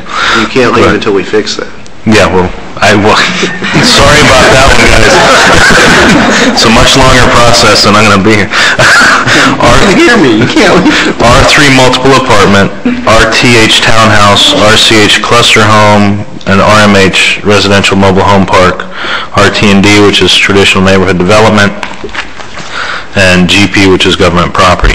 Those are the only zoning designation that somebody owning property in this area can utilize. The property is currently zoned R1, and I notice I didn't say R1, so that is not a zoning designation allowed under that land use. R2, when duplexes were removed from code, that the R2 is a code that had duplexes. There's allowance for townhouses, that gives each unit its individual lot. It might be two together, but they have their individual lot. So there's promotes home ownership, and that was the idea behind that. Or single families are allowed under R2. Single family homes are allowed under R2. R3 multiple apartments, you have to have at least 13,000 square feet to rezone to that. This is over 16,000 square feet, the lot is. And that R3 is what allows for the connected units that are not on their own lot. They can either be condos or apartments, as it suggests. RTH townhouse, which is only townhouses, you have to have a minimum of 5 acres to do that. RCH cluster homes, you have to have a minimum of 5 acres to do that. And RT&D, there's a minimum there, I forget, I think it's 1 block or 1 acre, which is, they don't fall under that either. So, mobile home park, that's not a real easy thing to do right now, and that property's not conducive to that. So the choice really was the R2 or the R3. The applicant chose to go through the R3. They met our code requirements, which were made much more stringent. My suggestion to council, that if there's some concern with the, 4 units as an apartment or something like that, the easiest way to deal with that is to change code to require a minimum number of multifamily, and that would be, a suggestion of, probably, 10 or 15 units as a minimum, something like that, so you don't have these situations. But right now under code, this scenario is available. Now, we did strengthen the code to require tot lot, patio, storage, those type of things, new lighting standards, and they do follow those guidelines. But what is here is allowed under the code from our review, if it's rezoned R3. Another question for you. Yes, sir. Is there a way in code that we could restrict, like, the wall that goes down the middle? The wall, and I'll probably defer a little bit to Mr. Chandra on this, but the wall is a function of the Florida Building Code. Townhouses require a certain type of wall, condos and apartments require a certain type of wall. And maybe, Rick, I don't know if you want to get into that. I'm not a building code guy, but... Again, between these units yourself, you have to have a certain hour rating between them to allow them to be separate units by themselves, and this does meet per code at this point in time. Yeah, 'cause the reason I asked, I guess everybody's like, why you ask that question? The reason I asked because I've seen several of these units pop up in Florida City, and I've seen a similar unit on 15th Street. And, you know, I think it's just like the oddest little building with this big wall sticking out of it all the way through the whole thing, you know. It's like a building just pretty much chopped in half. And my things would be, you know, the looks of it, you know, so to speak. You know, if our code allows such a building, and I know if, you know, if it allows that, then there's legal obligations that we have that, you know, we must abide by in a sense. However, you know, I would, you know, prefer some type of language that would allow them to meet their building code, but then, you know, allow the building to meet what we would like to see Homestead look like in the future. You know, it would be sadly, I must say that it's, you know, I would hate to see these things just pop up all over the city, and, you know, before long, you know, you got that standard type look throughout the city, and that's just my opinion. It don't look appealing to me, and I understand there's somebody that's going to move there, you know, and somebody will like it, and somebody will move in. You know, I just personally, I don't like the characteristics of it, and if there's something that we can do about it, I would like to. I particularly like the visual characteristics of either, Mr. Hodge, but again, what has to be done is separate the units for a certain hourly rating, and in order to be able to take that wall rating higher than the roof, otherwise than that, anything in a fire on one side, it'll be transmitted across one roof to the other. By having the wall as it is now, it's the minimum requirement to take it up above, so there's a separation between the two buildings, roof structures and everything, totally separate. But I agree with you, I'm particularly careful the way it looks, but it needs to go at least that high to meet code, the building code. Thank you, Mayor. Thank you. Vice Mayor, then Mr. Porter. Thank you. I want to make something abundantly clear, just because it was stated that it would be to code, it would be if zoning were changed. We don't have to change the zoning. We don't have to agree to change the zoning here tonight, too, from R1 to multiple apartment districts. So council is over no barrel to have to do this, because I heard the word legally obliged or whatever, and I just want to make that very clear. You can correct me if I'm wrong, Charles. Mr. Porter? You said the future land use is medium-density residential.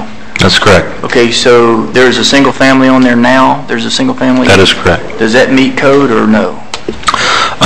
If it were to be built today, no, it would not. Okay, if that building that's on there now were taken away, what would they be able to put back in its place? Because the future land use doesn't match the existing use. That's correct. And the existing zoning. So at some point in time in the future, which could be today or it could be 10 weeks from now, it was approved to be a medium density use. Yes. At some point in time. The issue to me is the fact that when they brought a rendering of what they wanted to put there, it sent up a red flag that it's something similar to a unit that we didn't really want to see. Mm-hmm. And really, technically speaking, we thought we had addressed that in code. But I think, you know, if we look at this as future land use is a medium density change. Unfortunately, what they're planning to put on there gives me a tremendous amount of problems. But yet I've seen them throughout the city now. They're being built as we speak, as we sit here and talk. They're being built. So I don't know how we address this issue, because to not allow the change for the future to match what the future plan was, because we didn't like the way the rendering looks.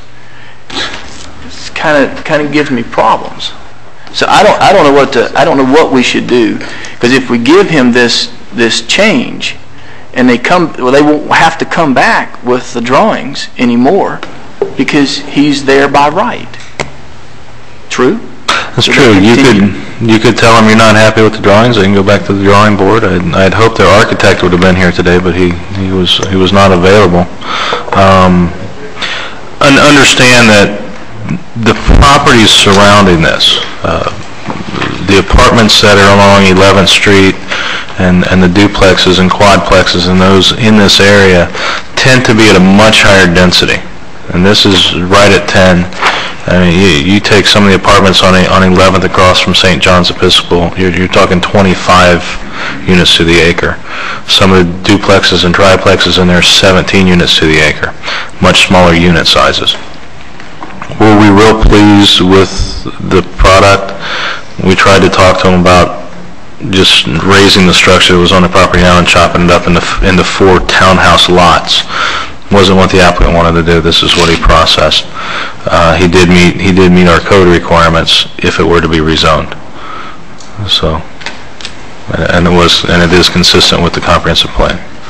Mr. Weiss, is it appropriate for us to say that we don't like the product and not give him the change in the zoning based on what he wants to build there?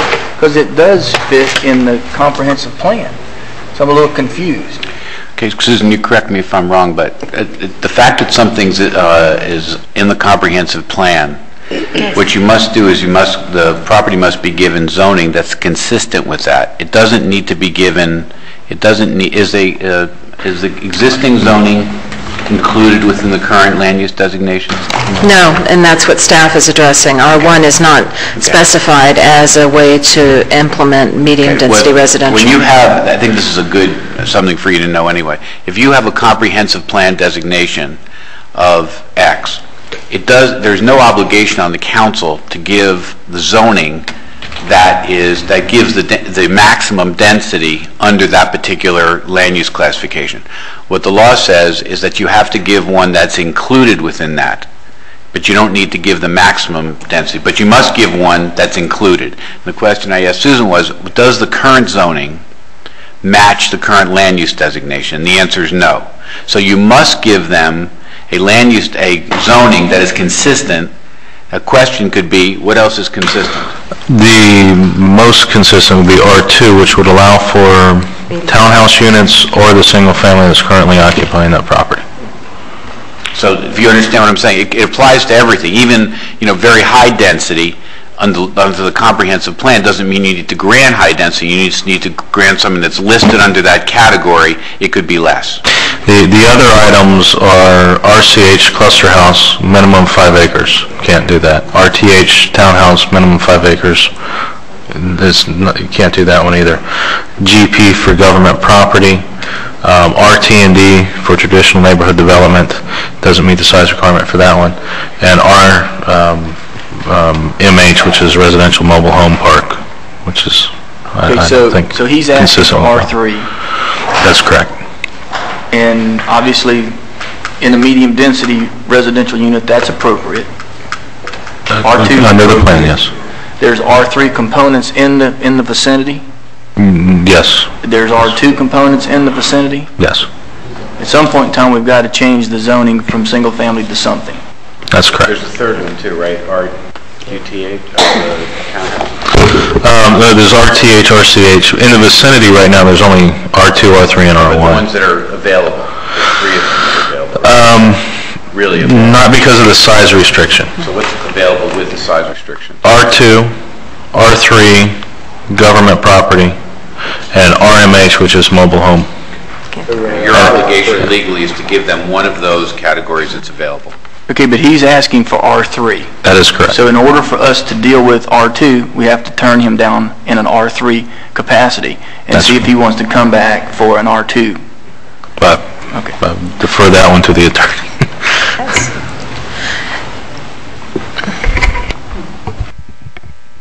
In the meantime, I recognize you, Judy. You do, Jeff? It would be within the scope of the notice because it's a lesser intensity. So if you chose to, what you could grant would be R2, and we could revise the ordinance to reflect that. You don't have to, you can grant him something other than they've asked for, as long as it's lesser than what's been advertised. If you grant something other than what is requested in the site plan, would not be valid. Yes, it would only be the zoning that you could handle in that fashion because you wouldn't have a proper site plan in front of you. Ms. Waldman and Mr. Lausner. Yes, for those of you that were at the last meeting or heard the last time that we discussed this, I was very concerned about what you were asking for. And I really thought, and Charles, we talked a little bit about this, I really thought that you would come back with the townhouse plan. I really did. And we talked about the properties that are over there now, and it's time to start cleaning that area up. And we have a wonderful opportunity to do that tonight. So I'm very against this, very against it.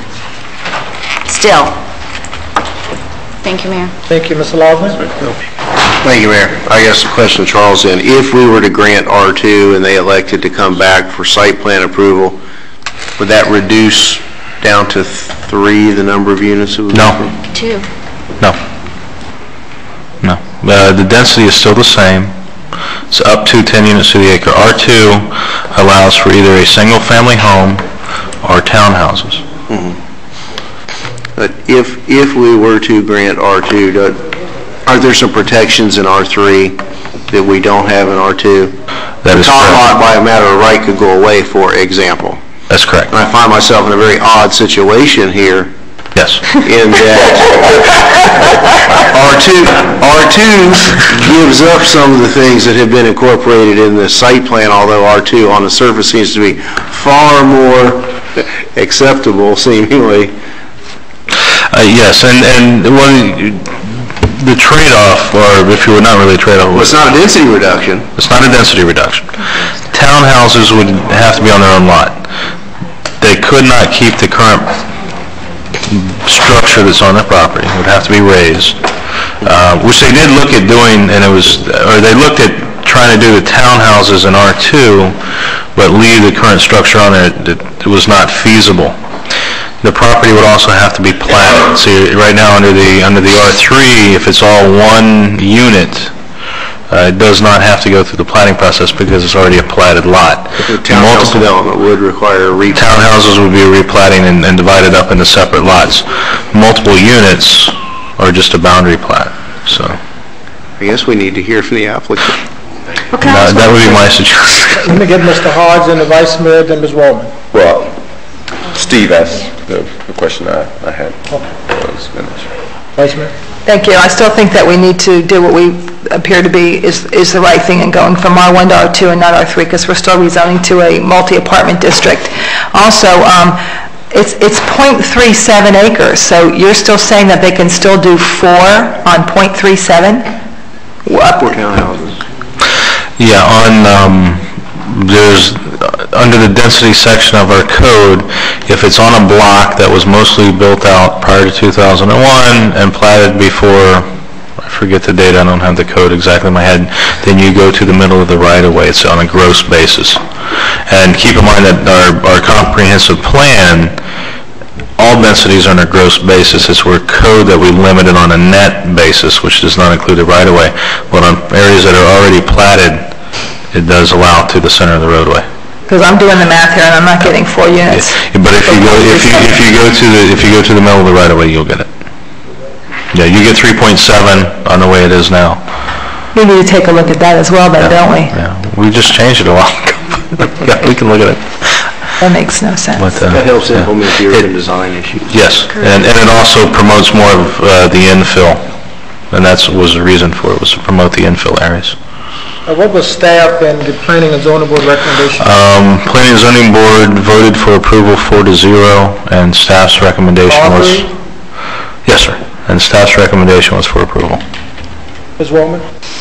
Well, I did the math too, and I couldn't figure it out, and that was going to be my question, just how, so you're saying on 0.37 acres, that if we did do R2, they could still do 4 townhouses?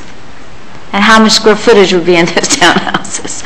Well, there's a minimum of 1,100 square feet. I know, I'm being facetious, but I tell you, I went back there this weekend to that area, and so you are saying, and Mr. Losner made a good point. You're saying then that R3 better protects us. In many ways, amenities-wise, it's more stringent than the townhouse. What if we just left it alone? But then Richard says we can't do that. So you've got us pulled in every direction here. So we can't leave it alone. We can't leave it on R1. So we have to do R2, R3. And is that a decision that has to be made tonight? I guess I'm looking at Susan or Richard. You could, it's been deferred once, right? You could defer it again. It's been If you have some questions that you want staff to answer.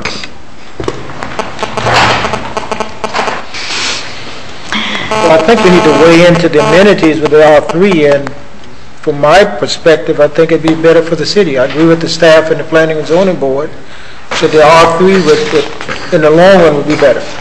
Mr. Mayor, I suggest you might want to hear from the applicant. Yes, sir. Good evening, Mayor, Council. My name is Alfredo Cordero, and this is Vladimir Silva, on behalf of him.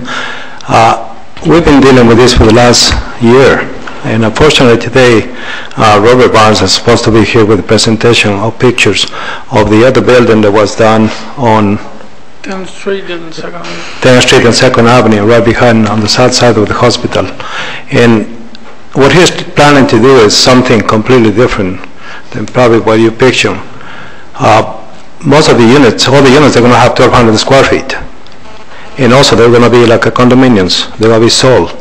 So each one of the people that are going to be buying those units, they're going to be responsible for that.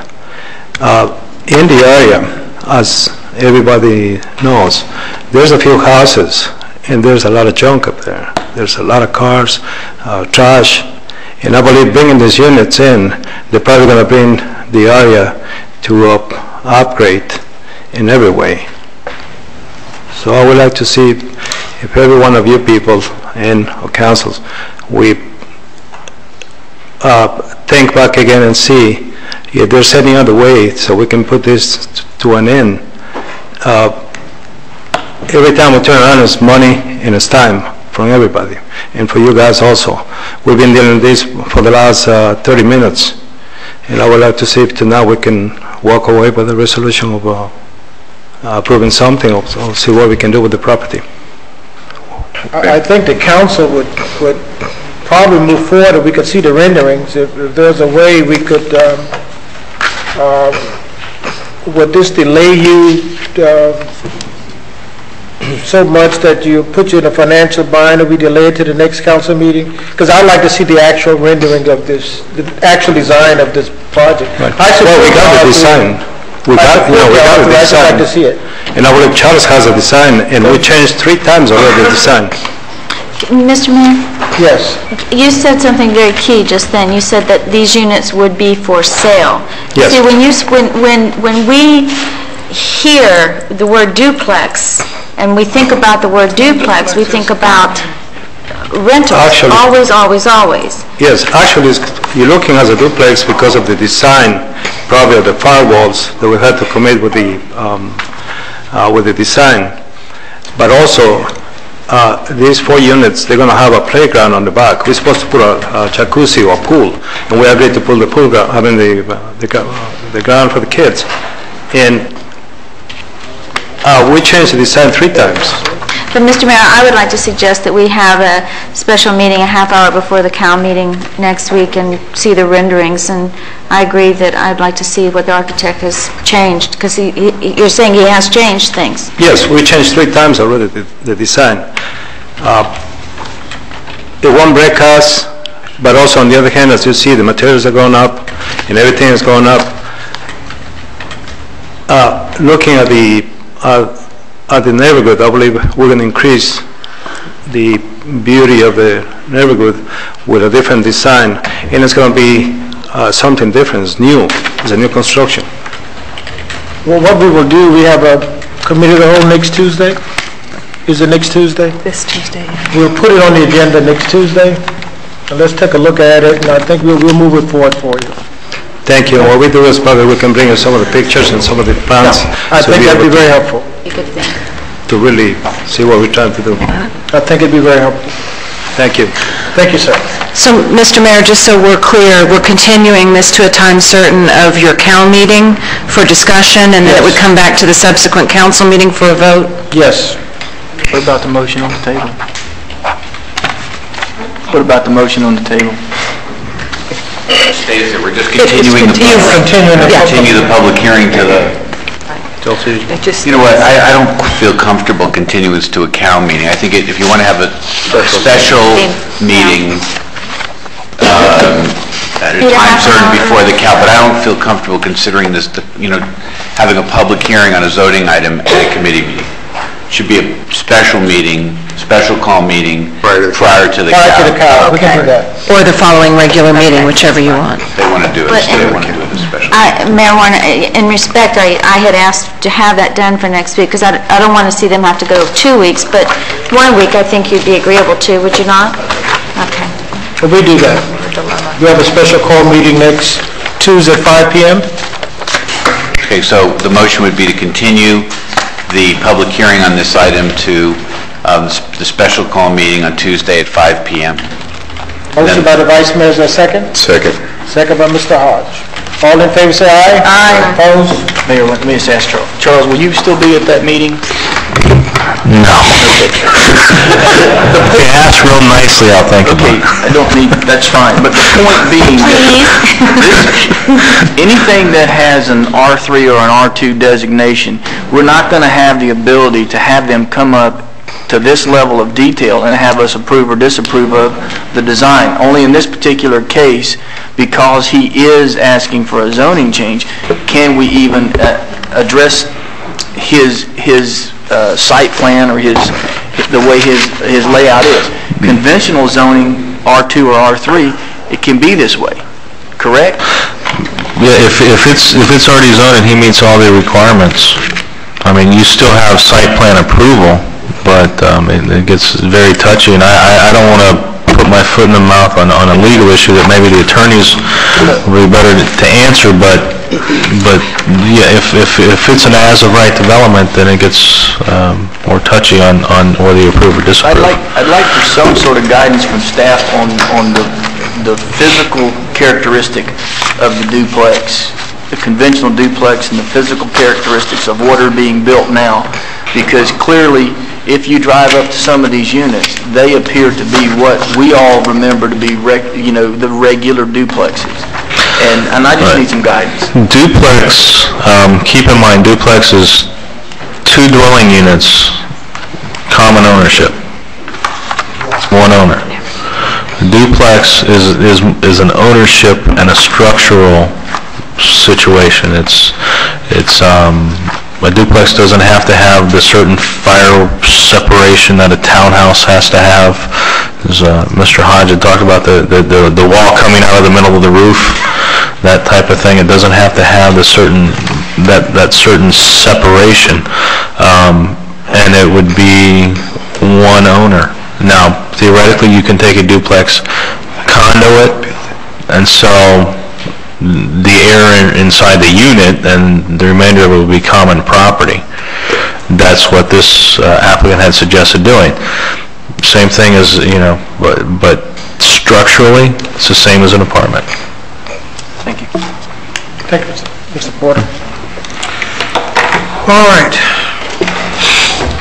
Susan? That concludes the quasi-judicial agenda. We're moving on to legislative matters. The first reading of an ordinance of the City Council of the City of Homestead, Florida, amending the city's fiscal year budget beginning October 1st, 2004 and ending September 30th, 2005 by increasing both the revenue and expenditure budget by $16,528,714, providing for a repealer, severability, and an effective date.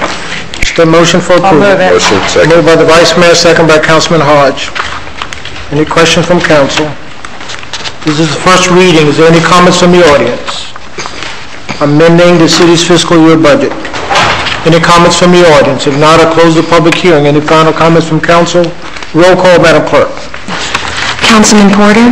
Yes. Councilwoman Waldman? Yes. Vice Mayor Bell? Yes. Councilwoman Garner? Yes. Councilman Hodge? Yes. Councilman Lozner? Yes. Mayor Warren? Yes. Motion carries. Next, we have second reading of an ordinance of the City of Homestead, Florida, granting the request of Louis Sweezy to adopt an amendment to the comprehensive plan, changing the future land use map designation of an approximately 41.81-acre parcel from low-density residential LRU to medium-density residential MRU, located on the northwest corner of the intersection of Southwest 162nd Avenue, Farm Life School Road, and Southwest 320th Street, Maury Drive, as legally described in Exhibit A and providing for an effective date. Is there a motion for approval? Move second reading. Move second reading by Councilman Porter. Is there a second? Second. Second by Councilman Hodge. Comments from council? Mayor, Mr. Lozner? that's a surprise. As I stated on first reading, and I just want to reiterate tonight, I mean, clearly, and I want to address this and the next two as a package, as my comments are the same. Clearly, they should be residential. Obviously, my position has been 6 is the magic maximum number to me. But by adopting this and the next two and this one in particular, we're adding 320 units of what would be allowed on these 3 total items above and beyond what the 6 per acre would be. I think we all had some concerns at the last discussion about the impact on infrastructure, schools, the whole gamut of quality of life, and while there are issues that, what's going on in Florida City across the street and what's next door maybe should weigh in, I have a basic problem with the sheer numbers of units here, and those are my comments on this and the next 2 hearings as well. Thank you, Mayor. Thank you, Mr. Lozner. Any other comments from council? If not, I'll open up the public hearing. Any comments from the audience? Any comments from the audience? Well, good evening once again. Ivan Rodriguez, Miami-Dade County Public Schools. As you recall, in the first hearing I was here, and I asked the council to allow us to have dialogue with the applicants, and we did. We had dialogue with the applicant a couple of weeks ago, and basically they fully mitigated the impact of this development on the public school system. They're basically offering a covenant, which hasn't been executed yet, but we are in the midst of doing that, a total amount of $647,064 above the estimated impact fees, which are estimated at $359,000. So overall, it's about $1 million. And the $647,000 will have to be spent at the schools that they impact, or within the feeder pattern, it will stay in the city of Homestead. I just wanted to let you know that, and we have absolutely no objection to this application from that perspective. Thank you. Mayor, if I might, I'd like to pose a question to the school district representative. While you're exacting this mitigation from the applicant, what commitments does the school district make for the timing of the expenditure of that money? I mean, clearly, we've seen horror story after horror story where monies and lands have been set aside for years and years to mitigate impact without going anywhere, and I hope that day's changed. So, while philosophically I'm not going to support this particular application, I think clearly it's going to happen. So I'd like to know what's the obligation on the school board to utilize those monies to address the impact. I mean, clearly in Homestead you're not going to go out and get density and let land sit there anymore. It's not going to happen. The fact that it's here tells me that units are going to be coming out of the ground just as quickly as possible. Right. Well, we have 2 things going. One is that the 5-year plan was approved by the school board back in April. Of course, it does not contemplate the additional impact from these developments. However, for the first time, we're trying to collect the full impact to mitigate that in the future. So that means that collectively, because we have 3 applications tonight that impact the same schools. Altogether, I just did a very quick calculation. We're talking about collecting about $2-some million, and if we include the impact fees, it's about $3-something million. That means that that's going to be set aside. And the next 5-year plan, which is going to happen next year, we're going to have to come up and identify the school.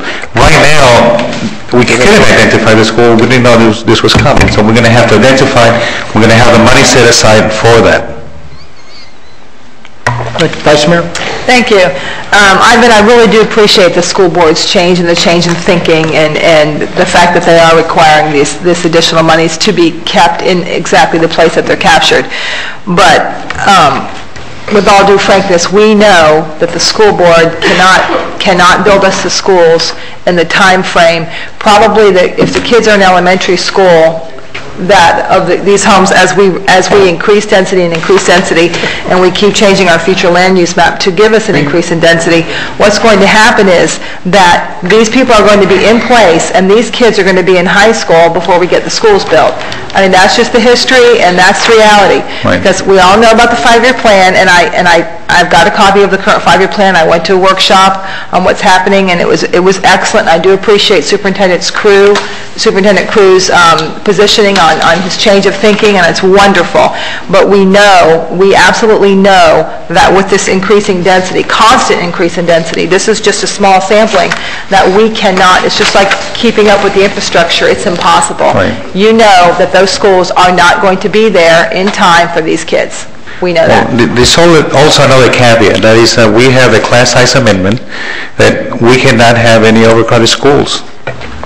Starting in the year 2009, they're going to go to the school, at the school base, in which we are not going to be able to have overcrowded school. That's a mandate. Hopefully we get the funds from the state as well to be able to mitigate that. And I do understand that, and I think that's great, but that's 2009, and this is 2005. So we are going to have to deal with that, and we just fought for the last 18 months on passage of the EFPD so that the city of Homestead could be proactive in bringing 3 new schools that would be non-existent if it weren't for the fight that we've been doing. We know that. Right. And we still have no new high schools. We only have a rebuilding of South Dade. And as the education chair, I cannot support these because I understand what the school board is doing. And believe me, I do appreciate the efforts. I just know that it's I don't want to say the word too little too late, but it's not going to be able to catch up. We're going to still be playing catch up 5, 6 years from now on the density that we're getting. But I do really appreciate it. I don't mean to sound like I don't, because I think the school board is absolutely headed in the right direction, especially with Superintendent Crew. So send my regards, and I do appreciate the efforts. It's just still very hard to endorse these increase in densities when we know the impact it's going to have immediately on our community. Thank you. Okay. Thank you, Vice Mayor. Any other comments from council? Open up the public hearing. Any comments from the audience? Oh, Mike. Mr. Mayor, council members, I just want to make clarification here. This is a request to amend the future land use, and it's not rezoning or changing the zoning. So there's another step. They have to come back for zoning, and council also have the right, of course, the right to approve the zoning at that time. And just listening to the school board representative, I think he's going to, for his discussion with the applicant, going for the worst case scenario if the city approves up to that limit. So practically we are approving here to just raise the ceiling, but the council has the right to have anything below that ceiling. Mayor? Yes. Mr. Shahada, thank you for bringing that up. I was going to also address that we are changing the land use, but they're not going to be able to build tomorrow because we haven't changed the zoning. And I support all 3 of these changes because they bring consistency to the land use in that area, especially the following 2 proposals.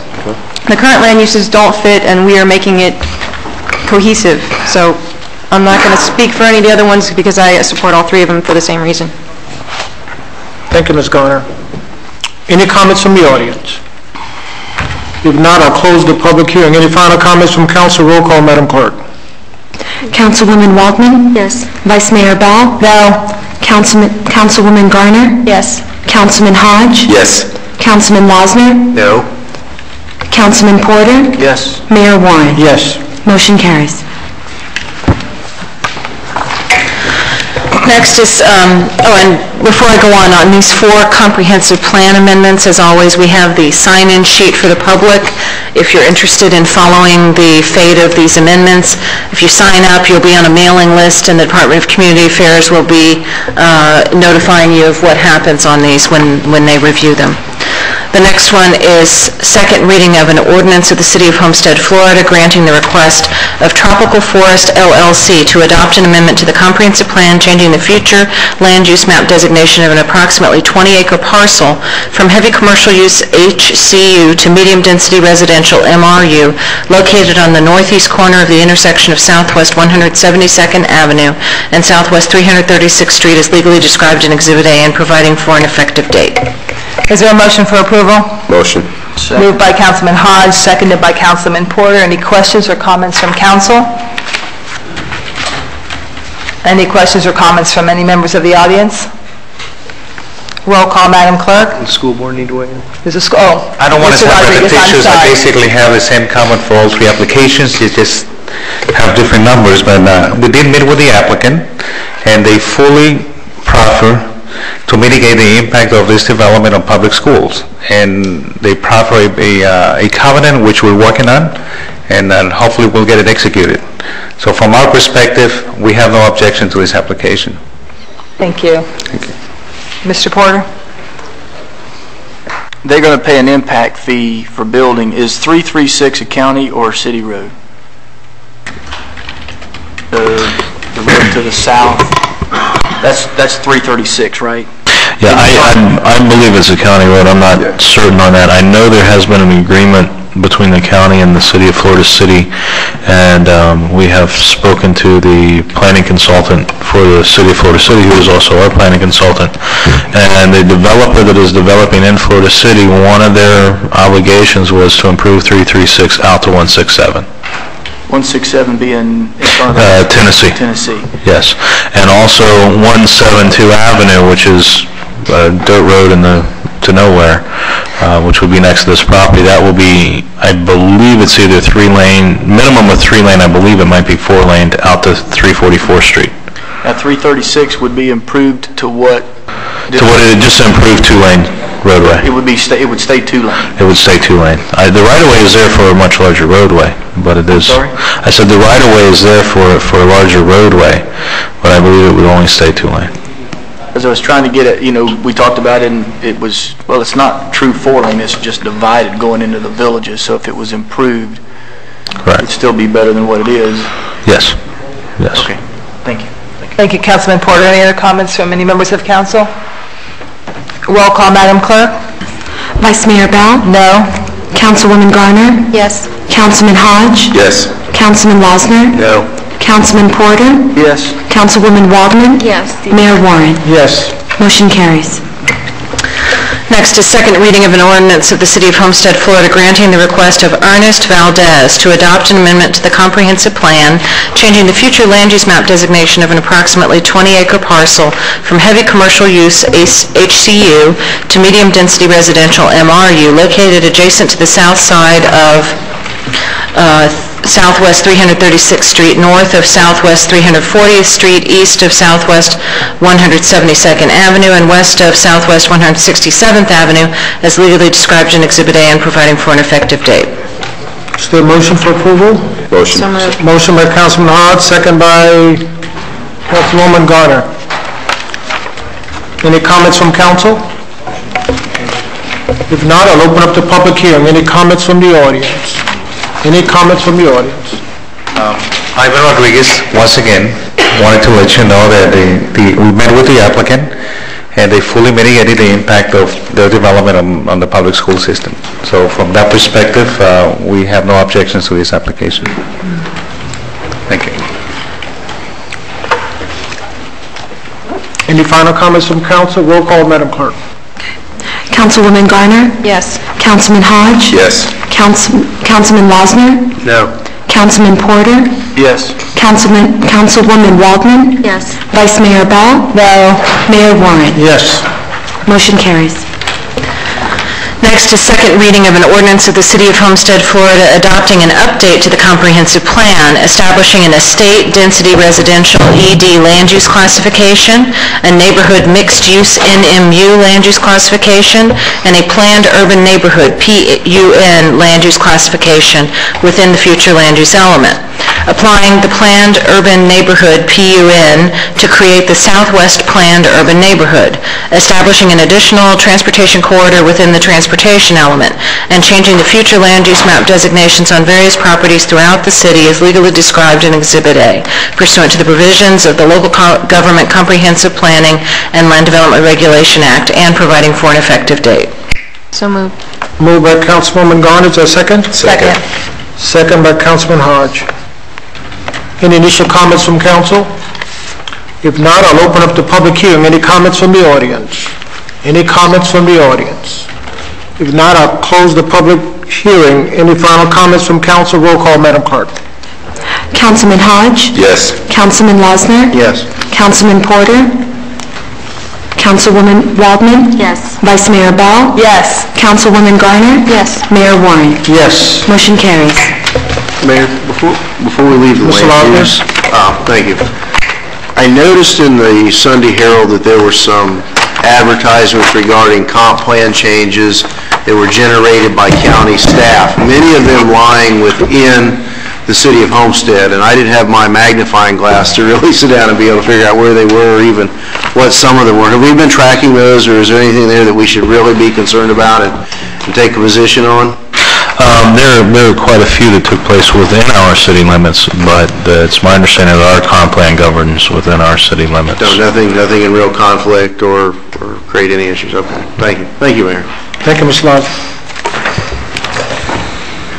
Item 9 is a resolution. A resolution of the City Council of the City of Homestead finding that acquisition of private property by the Homestead Economic and Rebuilding Organization through negotiated conveyance or eminent domain serves a public purpose and is necessary to redevelop an area designated as slum or blighted. Authorizing the City Attorney's Office to initiate eminent domain proceedings. Authorizing the City Attorney's Office to retain expert witnesses and consultants and take further actions that are reasonably required to acquire the property described in Exhibit A, and providing for an effective date. I'll move it, Mayor. Moved by the Vice Mayor, second by Councilman Hodge. Any comments from council? Any comments from council? This require public hearing, Susan? I think you should open it up anyway. It's a fairly significant item. I'll open up the public hearing. Any comments from the audience? Any comments from the audience? If not, I'll close the public hearing. Roll call, Madam Clerk. Councilman Porter? Yes. Councilwoman Waldman? Yes. Vice Mayor Bell? Yes. Councilwoman Garner? Yes. Councilman Hodge? Yes. Mayor Warren? Yes. Motion carries. Business from the city manager? Just 3 quick announcements, Mayor. That was quick. On Wednesday, May 18th, the southbound lane on the 18-mile stretch of US 1 will be closed in the vicinity of mile marker 114 between the hours of 9 and 3 p.m. For work to be performed. The motorists, if you're moving that way from here, are coming up, you should expect delays. Also, the Miami-Dade County Equal Opportunity Board and the Miami-Dade County Community Relations Board will hold public hearings on issues of discrimination in employment, housing, public accommodations, credit and finance, family leave, and domestic violence leave. The hearings will take place on Thursday, May 19th from 6 to 8 p.m. at Florida City Hall at 404 West Palm Drive. For more information or to sign up to testify, please call area code 305-514-6018 or area code 305-514-6010.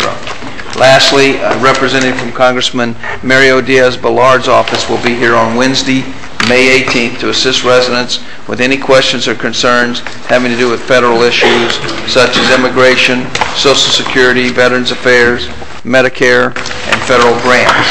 If you need assistance with any of these types of matters, please come to here at City Hall between the hours of 10 a.m. and 1 p.m. And that's all, Mayor. Thank you, Mr. Manager. Report of Mayor and Council, Vice Mayor Bell. Thank you, Mayor. This coming Thursday, I'll be attending the first organizational meeting for the EFBD, so I'm looking forward to that. I spoke at the Northgate Homeowners Association on the issue of education and the educational impact in our community. And I'm thinking back to just about a little more than a week ago when we were at the Military Affairs Committee luncheon, and the concern on their mind was, of course, the BRAC. And so I just really wanted to, again, just reiterate how happy we are in the city of Homestead. And Mayor, I think the press conference went very well with Colonel Falcon, and a lot of people saw us and commented, and it was just wonderful to get such good news for the city of Homestead. And I also want to commend the Military Affairs Committee of the Chamber of Commerce, as well as the city of Homestead, and our United States Air Force, which is the host out at the Homestead Air Force Base. We have a great military installation, and I think we need to continue to do everything that we possibly can to protect it, because it's not just about our security and safety, it's also about the great financial impact that this has in our community, as was evidenced after Hurricane Andrew with the closure of the base. So I just wanted to talk about that, and congratulations to all of our military and military affairs, Military Awareness Month. Thank you, Mayor. That's it. Thank you, Vice Mayor. Councilwoman Garner. Thank you, Mayor. I have a few items, so I'll try to be brief. I was made aware of a trash pickup problem we were having in Keysgate in the Keys Landing area. Some of it was delayed due to construction. There were construction trucks in the way, so the garbage trucks could not get in. The following pickup, we did have human error. We are aware of the problem. It's been addressed. It's been taken care of. So we apologize for the inconvenience, but there shouldn't be any more trash pickup problems. Mr. Shahad and I were discussing the lighting on Farm Life Road, and it seems the quickest way for us to go ahead and get lights up is to use the poles that are in place. FPL has poles. They're not the prettiest, but they're already there. If we put lights on there, we could do it the fastest and most efficient, cost-effective way. So we're working on that right now. Hopefully we can get it resolved quickly. We were supposed to have a representative from the State Fire Marshal's office come to speak about the blasting, and we've had several staff members calling them, asking them to come, and there are 3 or 4 people harassing them. So we're going to get someone to come speak to us, but I wanted to I think Lillian put in an article in the Hometown Tribune, just a little bit of information stating it's not the city, giving a little bit of background information, but we want a representative to come explain the process to us. So we're still working on that. The city is going to be helping out South Florida Hispanic Family Health and Safety Fair. You may have seen a representative from OSHA speaking here at the last council meeting. City thought this was a good idea, so we're going to get in and try to help them out, publicize it. More will be coming up on that, but it will be on June 4th. And most important, the Mayor's Youth Council and Homestead Main Street have brought together, and they're going to have a Homestead Idol. This is a talent show. It's going to be at the Sanctuary at Art South, and it will be on June 12th. That's a Sunday at 7 p.m. They're taking talent now. They're going to have several auditions. It's going to be $12 to get in. It's going to be a lot of fun. It's going to be, it's the Youth Council. It's going to be fun. If you want more information, you can call Homestead Main Street. It's 305-242-4814. And we'll bring you more information as it comes. That's it. Thank you, Mayor. And I encourage all the elected officials to participate and show the community their talent. So. I'm going to sing. Or not. Thank you, Councilwoman Garner. Councilman Hodge. Thank you, Mayor. Just real briefly, I just want to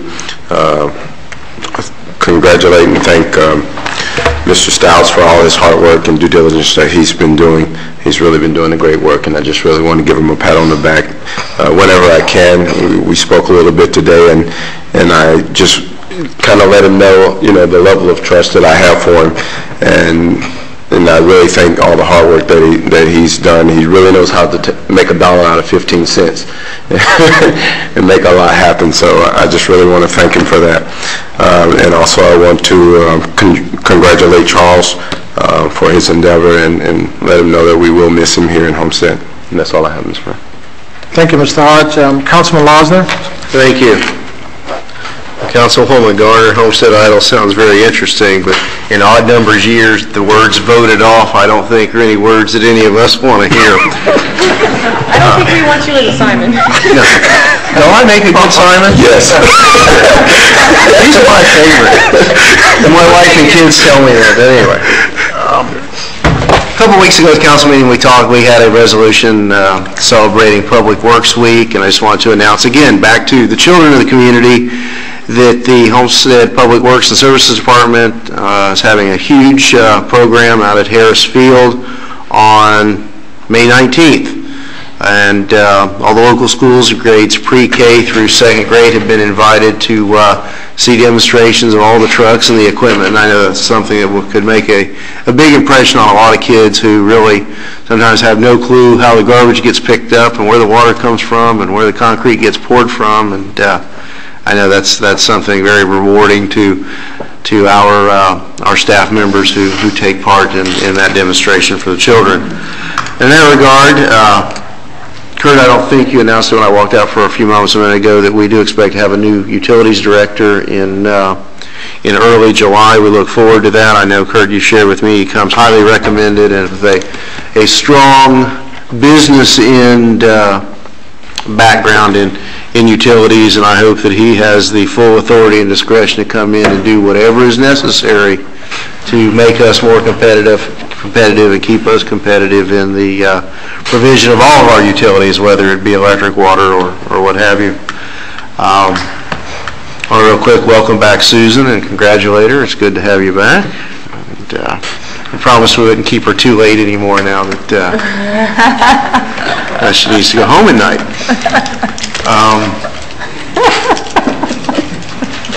Charles, and it came to mind tonight with some of the things in the northeast section and some of the conversation we've had about some of the ongoing concerns we have for Duplex City, and I'm wondering if we need to talk about or get have council give your department anyway, not necessarily you, but the department in general some direction or some thoughts on zoning in progress as it might apply to some of these situations as you have some PUD changes still pending that we hope will come before us shortly. Mayor, members of council, Mr. Losner. The PUD changes are scheduled to go in front of the Planning and Zoning Board on Wednesday, and then they'll come back to council in June. And we think we've finalized everything in there and gotten council's wishes in there. But we have recently received an application for a PUD sketch plan. I don't know that we need to have zoning in progress, but we do want to put everybody on notice that we are going through this process of changing that code, and PUDs will be subject to the new code. So that we could potentially have that issue before us on some of the coming. Absolutely, and I also want to, as we discussed tonight, if you're looking at maybe solving some of the problems that we looked at as a potential problem with the applicant this evening, the best way to do that would be to limit or to give a minimum number of units or minimum size area that can be rezoned to R3, that type of scenario. Say if it was 1 acre for 10 units or something like that, as opposed to smaller parcels. Townhouse, cluster home, those are minimum of 5 acres. For infill development, that's just not feasible. When you look at R3, that is a way to limit that. Is just to limit put a minimum size. There's already a minimum size of 13,000 square feet. But then again, you look at 13,000 square feet. That's 3 units. So. And thinking in some of the hearings tonight, I had some concerns that throughout what will be generally the old northeast, northwest Homestead, so those infill areas, there are those inconsistencies with master plan and zoning, and perhaps if top of everything else you have to do, if we could have some notes and some direction about maybe some suggestions as to where we need to go ahead and, I guess the city's initiative, implement some of the rezonings to cluster, townhouse, so forth, so that we don't have some of the situation. Would that be a way that we could go, I mean, to identify some of those areas where we do have the inconsistencies, where we'd like to see single-family infill. Yeah, obviously that could be done, and the city can rezone when they choose to, as long as it's, subject to the comprehensive plan. Certainly as east side's built out and the, quite frankly, the formerly undesirable areas of relatively large pieces, whole blocks of vacant property in the old northeast and northwest are becoming more desirable. That's going to become more and more of an issue. I mean, I'm seeing we are almost becoming a knockdown community, believe it or not, where the underlying land is becoming so valuable that underutilized properties are being brought up. And I think if things continue without that bubble popping that we're all worried about, we're going to see knockdowns. That's just amazing considering where we were 5 or 6 years ago. A couple more items, Mayor. I just want to recognize that tonight is Mr. LaPrad's last meeting with us as a member of our city family, our city staff, and I want to thank him and commend him for the job that he's done. He'd been here a couple years when I came on board and kind of very adeptly mixed the role of public information officer with marketing director and economic development, and evolved into our planner being in the right place at the right time, and he's done quite, I think, a very good job. I don't know that, probably maybe second only to Susan on his knowledge of the in and outs of the code as it's been changed over the last 3 years, and certainly, no pun intended, big shoes to fill, and you will be missed. And I want to thank you for all of your efforts and being there, and not being the most popular guy sometimes in the development community, but to me that means we're doing your job. I just want to thank you and wish you and your family well.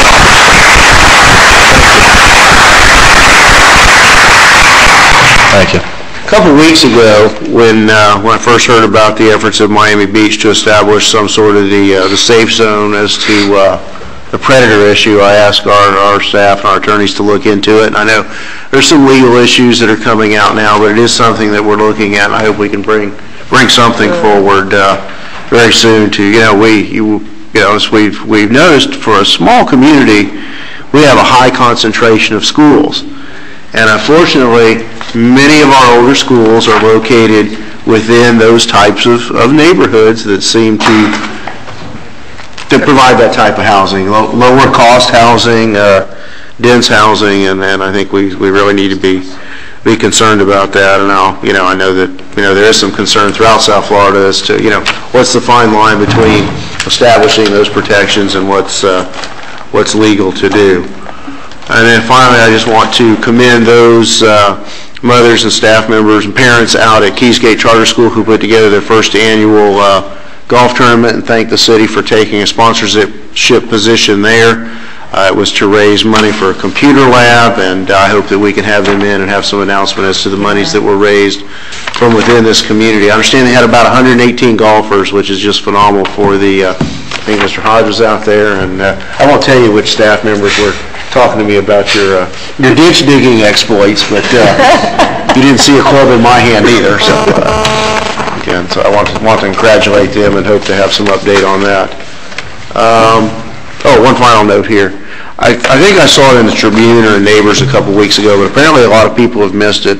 The broadcast of these meetings has changed channels on Adelphia, and maybe it would be wise for us to make note of that in the News Leader, Neighbors, and the next issue of the Hometown Tribune. I mean, I get inquiries. It still amazes me how many people really do catch these meetings, and they're not finding it. I think the change has already taken place, and we need to just get that out there again. Okay, we'll do that again. Thank you, Mayor.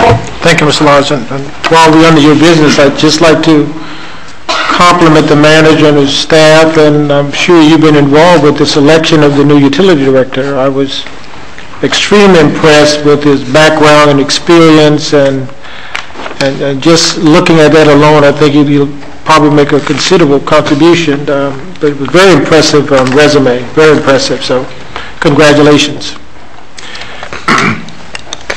Councilman Porter?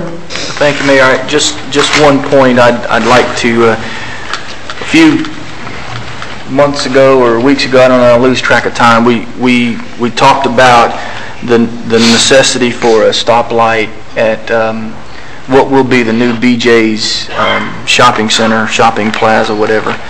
And obviously, I think some of the work is paid off. I understand that Mike or Julio, one of you, have gotten confirmation that they are going to.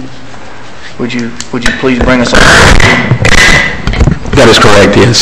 We got news late last week that unofficially they agree with our assessment that we need lights there. Now we're going through the process of selecting a design firm to do the design and get the funding and all that, but they have agreed that it is needed, yes.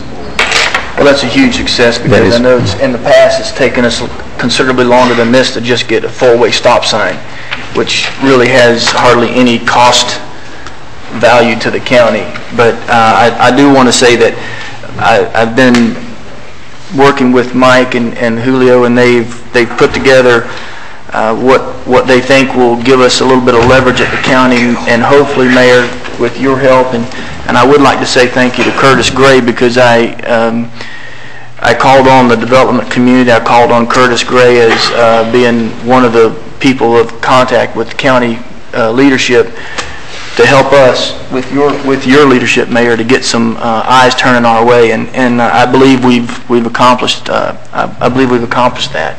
I think Mike and Julio doing the technical side, and then us being able to get some influence from the outside is going to be hugely beneficial. And hopefully, Mayor, we can come back at a committee meeting and really bring some real super positive news. Hopefully, Mike can get that agreement that he's been working for. And or at least if we can get it close enough to where, again, we call on the mayor and some of our friends in the development community and the Speedway to lead us forward to the county to ask for it properly. And I think we're very, very close to getting some significant assistance, changes in the way we've done business, or at least in the past. Mike, I don't know if you have anything you'd like to add, but. Mr. Porter, council members, I think we are progressing on 328 as far as the management of the project and take it over ourselves to manage it. We received a call from the Assistant Director of Public Works, and we are setting up a meeting to go and meet with the Director, but he told me the Director is in favor of working out an agreement with us to turn over the project and management, and just like 344 to expedite the process. I know, Mayor, in the past when we had, I mean, if we're in line with all the other county projects and at their discretion on the administration side, we tend to get not as fast results as we would if we were able to administer the project ourselves. And the example of success was the second phase of 344 going into the Speedway. It was a crunch time before, I think, one of the first big races, then it had to be finished. And there was I'm going to call it a tunnel, but it was really a bridge over a culvert that had significant impact on the Speedway that the county gave the city jurisdiction over.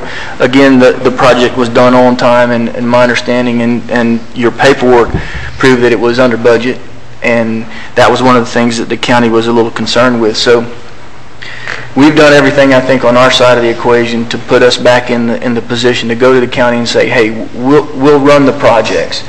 You front us the money. We'll get, if we have to have developers help us front some of the money, we could administer the projects, and it'll cut a tremendous amount of time off of the expectations of these projects being finished. We've proven it in the past. I know, Mayor, you were on the council at the time when the 344 project was done.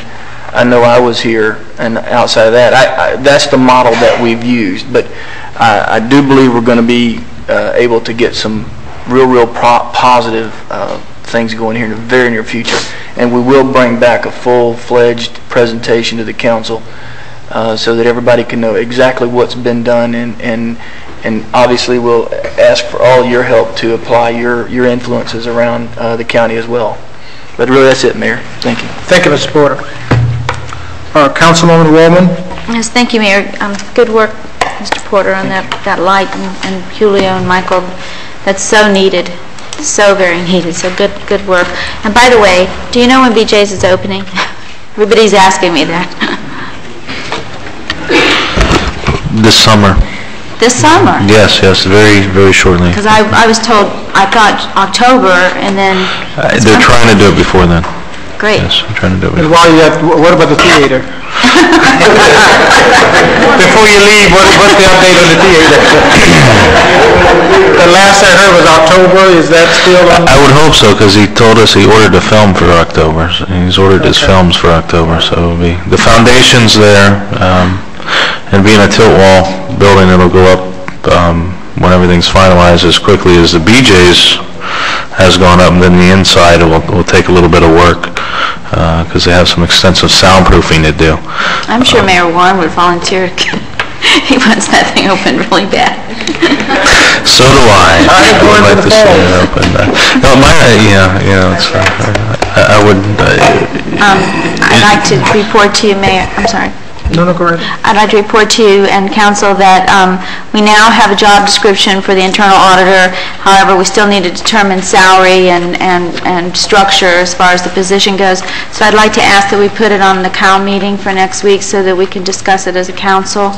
And Elena, we need to get together and talk about salary ranges, and Patty did a survey for me through the Florida League of Cities, so I have a complete statewide reference as to what internal auditors are paid throughout the state. Mr. Ivey, did you want to say?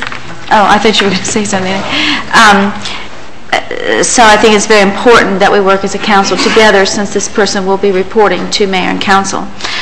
I want to thank Lillian for helping me with Tourism Week, the buttons. I saw people around town with their little buttons on, and I appreciate you wearing those. Also, I'd like to thank Lillian for setting up a booth at Art South for Second Saturday. And that was a lot of work, and I appreciate it.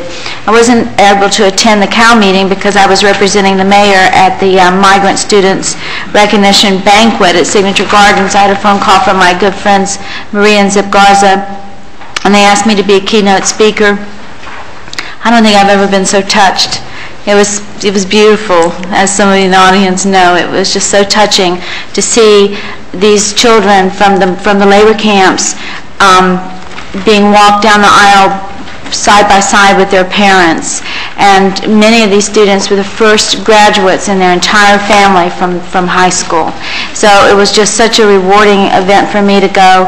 And I had spoke to Maria earlier in the day and asked her, there were over $200,000 in scholarships given out that night, but I asked her if there was a scholarship in place for a mentally challenged child, and she said no, that they cannot do that because they have to have a certain grade point average. So it was my pleasure and honor to represent the Little Angels, and we established a $3,000 scholarship to Pascual Francisco, and he was so thrilled. He was just screaming with joy, and that will ensure him to have a 2-year tuition to either the South Dade Skills Center or to Robert Morgan.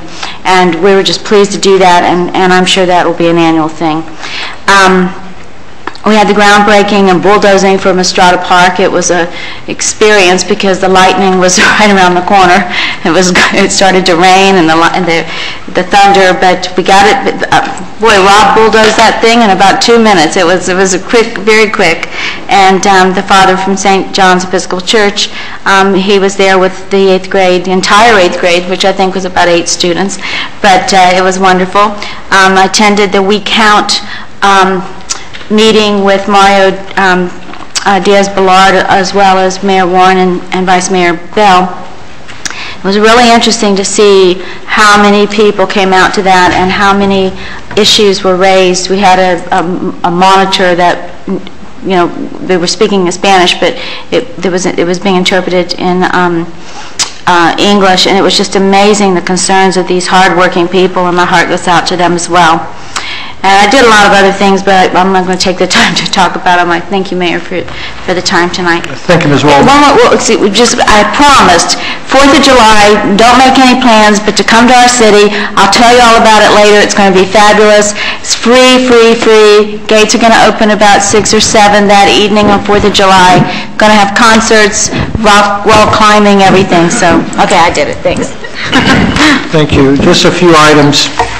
I, too, would just like to thank Congressman Mario Diaz-Balart, and he was here on Saturday and had a very difficult time. There was a major discussion in Washington about immigration issues, and the audience on Saturday evening had a lot of concerns about that, and he did very well, and we appreciate his efforts. And in response to that, on Tuesday, May 10th, Congressman Mario Diaz-Balart announced that the City of Homestead would receive a $200,000 U.S. Environmental Protection Agency brownfield grant for the cleanup of the former Florida East Coast Railway corridor. And that's a significant amount of dollars for what we applied for, and Mario was very instrumental in assisting us in getting that grant, so we certainly want to send our appreciation for his effort. On tomorrow morning, there will be a ribbon-cutting ceremony to commemorate the completion of construction on a new home for affordable workforce housing. The ceremony will take place tomorrow morning at 9 a.m. at 333 Northwest 3rd Avenue. And that's also a very good project, and I'm pleased to announce that the ceremony will be taking place tomorrow morning. On Wednesday, the manager and I don't know, all going, Councilman Porter and Hodge, we're flying up to Washington to lobby for about $9.5 million. We're in this House and the Senate budget for $9.5 million for roads and other infrastructure needs for the City of Homestead. And again, Mario and our congressional delegation are supporting us in getting these dollars to help us with roads and other improvements we need for the major construction going on in Homestead. And we're very optimistic that we'll get the money, and our lobbyists in Washington have asked us to come up and talk to some of the Congress folks up there. So we'll be there on Wednesday and right back home on Thursday evening. But I'm hoping we come back with some good news about that opportunity. We have now 2 vacancies, I think, on the Planning and Zoning Board. I just received a resignation from Attorney Elizabeth Evans. She was having major conflict with her work schedule, so she had to resign from the board, so we can get the word out to the community that we have 2 vacancies on the Planning and Zoning, and we'll try and fill those very quickly. And that's all I have. Any comments from the audience?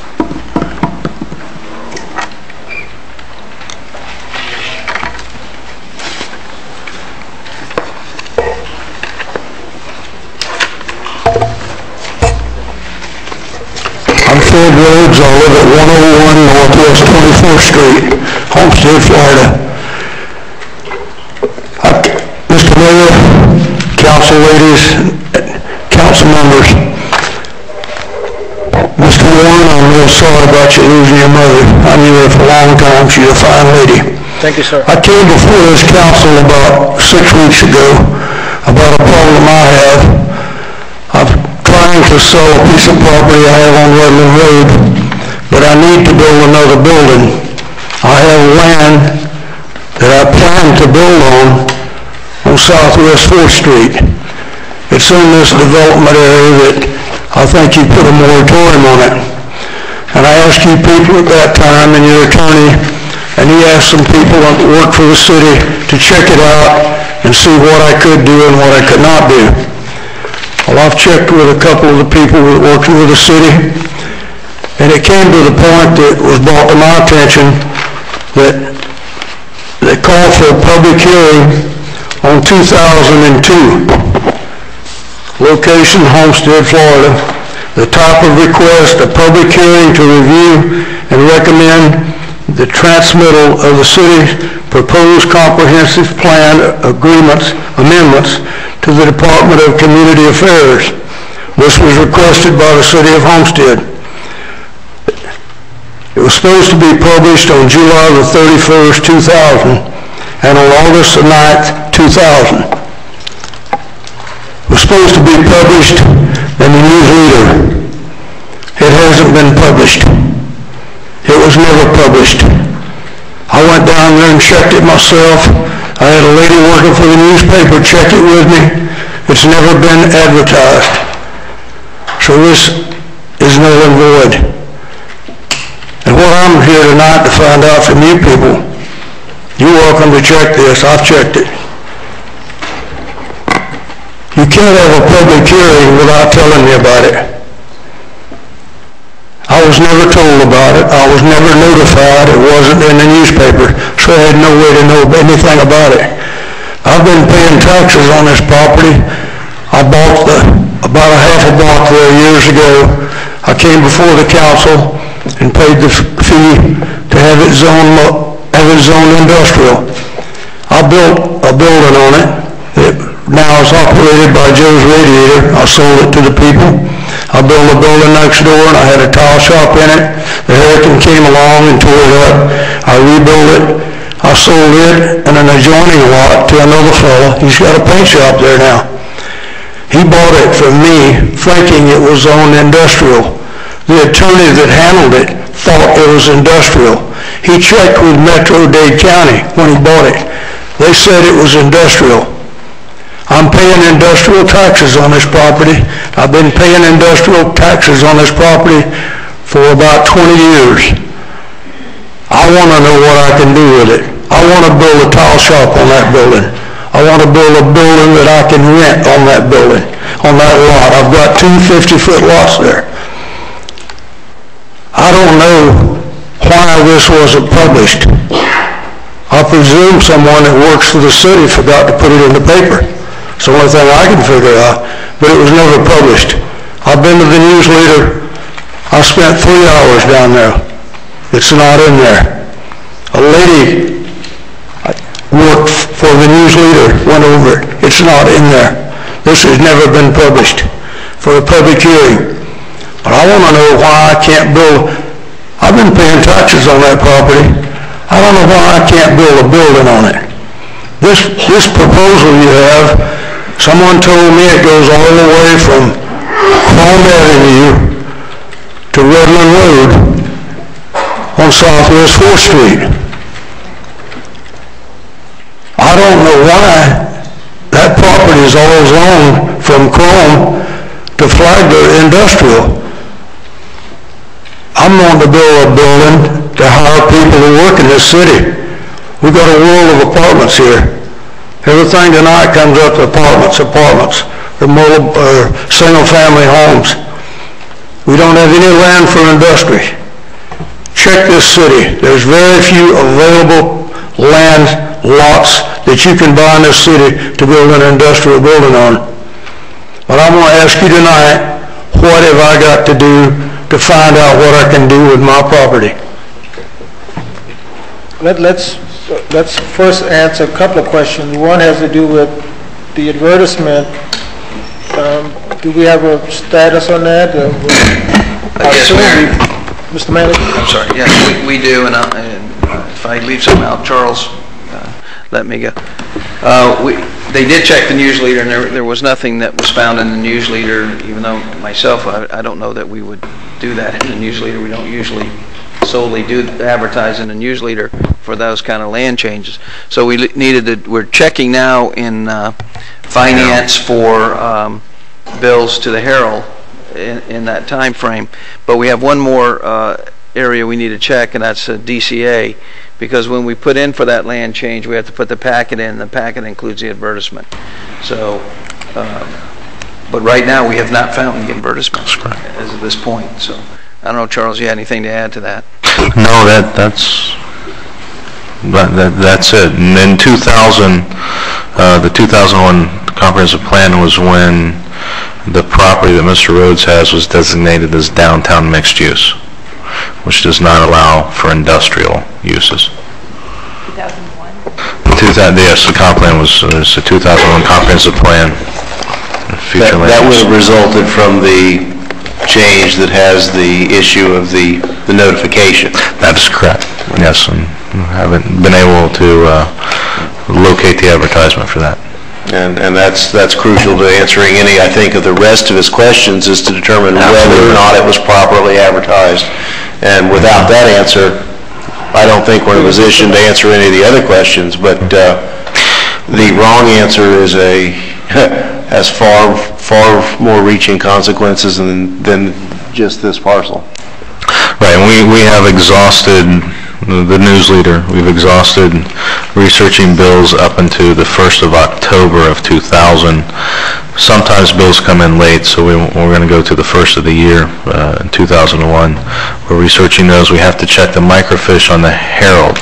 The Herald doesn't keep anything past 2001. They don't have it, so we have to go to the library to look in 2000 and then check with the state and DCA. We're waiting on a call back from them. But we have met with Mr. Rhodes Would they have approved it without having a copy of the advertisement? I'm sorry, sir, I didn't. Would they have approved it without having the attached copy of the advertisement? They should not have. The reason the procedure is set up that way in the rule with the notices attached is so if they're not attached, they can raise an issue and bring it to the attention of the local government. Fred, give us an opportunity to check to see whether it's been properly advertised. If not, then we do have a problem, so. I'm sorry, Mr. Mayor, I think I was in the field there too, and they weren't my ears. Give us an opportunity to check the record to see whether it was properly advertised, because we can't answer your questions without knowing fully whether we've done what we're supposed to do. I checked it. It wasn't advertised. Yeah. Well, we need to check to see whether we advertise to the Herald or some other media.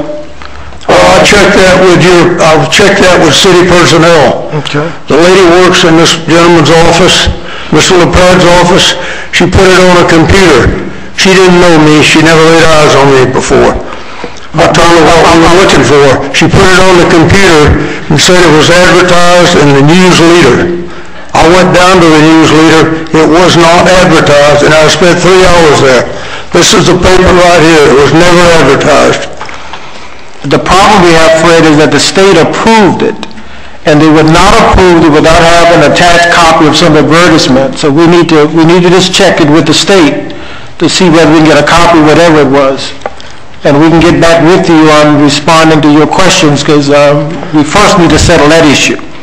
Because if not, we're part of this, start this whole process. Well, what I'm trying to ask you people is why can't you, I don't know why I can't be grandfathered in this city with this property I have. I was born in this city 79 years ago. I paid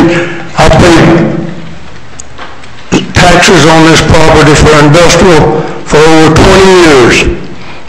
All at once I found out you can't build it. I could get in trouble. I sold that land, some of that land, to a man. He put a paint and body shop in there, a paint shop. I sold him a vacant lot. He rented that out to a fellow to store some cars on. The city stopped him. The lawyer that handled it, Metro, told him when he went to buy it, when he went to borrow the money from the bank, they checked it. It was zoned industrial. And now all at once it's not. I mean, there's a world of people that could get in trouble. I could be in trouble. The lawyer could be in trouble. The man you rented the property to could be in trouble. The city council could be in trouble. Whoever changed it could be in trouble. This is a big can of worms here. I'm not trying to cause trouble. I want to use my land. I don't like you arbitrarily telling me I can't use it when I've been paying taxes on it for over 20 years. Another thing I want to ask the council about think about doing, when you change someone's zoning, send them a registered, certified letter. I get mail all the time from the county, registered, certified mail that someone in my neighborhood is wanting to build something, wanting to do something different from what it is now. I get that. I'm not against it. I'm not against development. I'll throw it in the garbage. I'm not fussing about it. But at least you can do, you put an ad in the paper, who in the world is going to see that if it's in there? I don't read the paper every day, and sometimes those advertisements are real small. They're in there where the city's trying to sell some used cars or something. You've seen them, I know you have, but it don't take any money. I mean, we're making plenty of money now. You've got a lot of development in this city. Show the people that own the balance of the land in the city the courtesy to notify them that there's a public hearing, someone's wanting to change the zoning on their property. That's all I'm asking you to do. I never got a notice. Years ago, when I was mayor of this town, we put notices out. Everybody got a notice. But now it's, someone says, well, you don't have to. Well, why is it Metro does it? The city might not have to do it, but Metro does it. And I don't know why you can't be courteous to the people that live in the city to send them a certified letter. It don't cost that much. Well, I think, Fred, we do send it out within a certain distance. We send courtesy notice to everyone within, what's the distance requirement? On the land use items, we do not. On the rezonings, but his property hasn't been rezoned. The land use was changed. But the property still remains zoned what it was. Unfortunately, it's not consistent with the master plan, so cannot be utilized for what it's zoned. Fred, let us continue our research, and we'll respond back to those questions you presented to us this evening. But we just need to research the record to make sure that what we did in 2000, 2001 was advertised, was properly advertised. I mean, that's the key. That's the key to your question. Well, what you going to do? When are you going to notify me? Nobody notified me up to now. It's been 6 weeks. I had to take the bull by the horns and check it myself. We'll make every effort in 2 weeks, Fred, to settle this thing and see where we are on it. Because we got to get, the one thing we haven't done is gone to DCA yet, and that's... What I'm trying to ask you people tonight, grandfather me in. Let me build a building down there so I can move my business down there. The people, there's a lot of people down there affected by this, not just me. You do what you're trying to do. I asked to be left out of it. The man told me I was left out of it, but yet I can't build a building down there. They say I can't build one. I don't know why I can't. If it's zoned industrial and it hasn't been changed and I haven't been notified, it looks to me like I could do what I want to do with it if it's legal.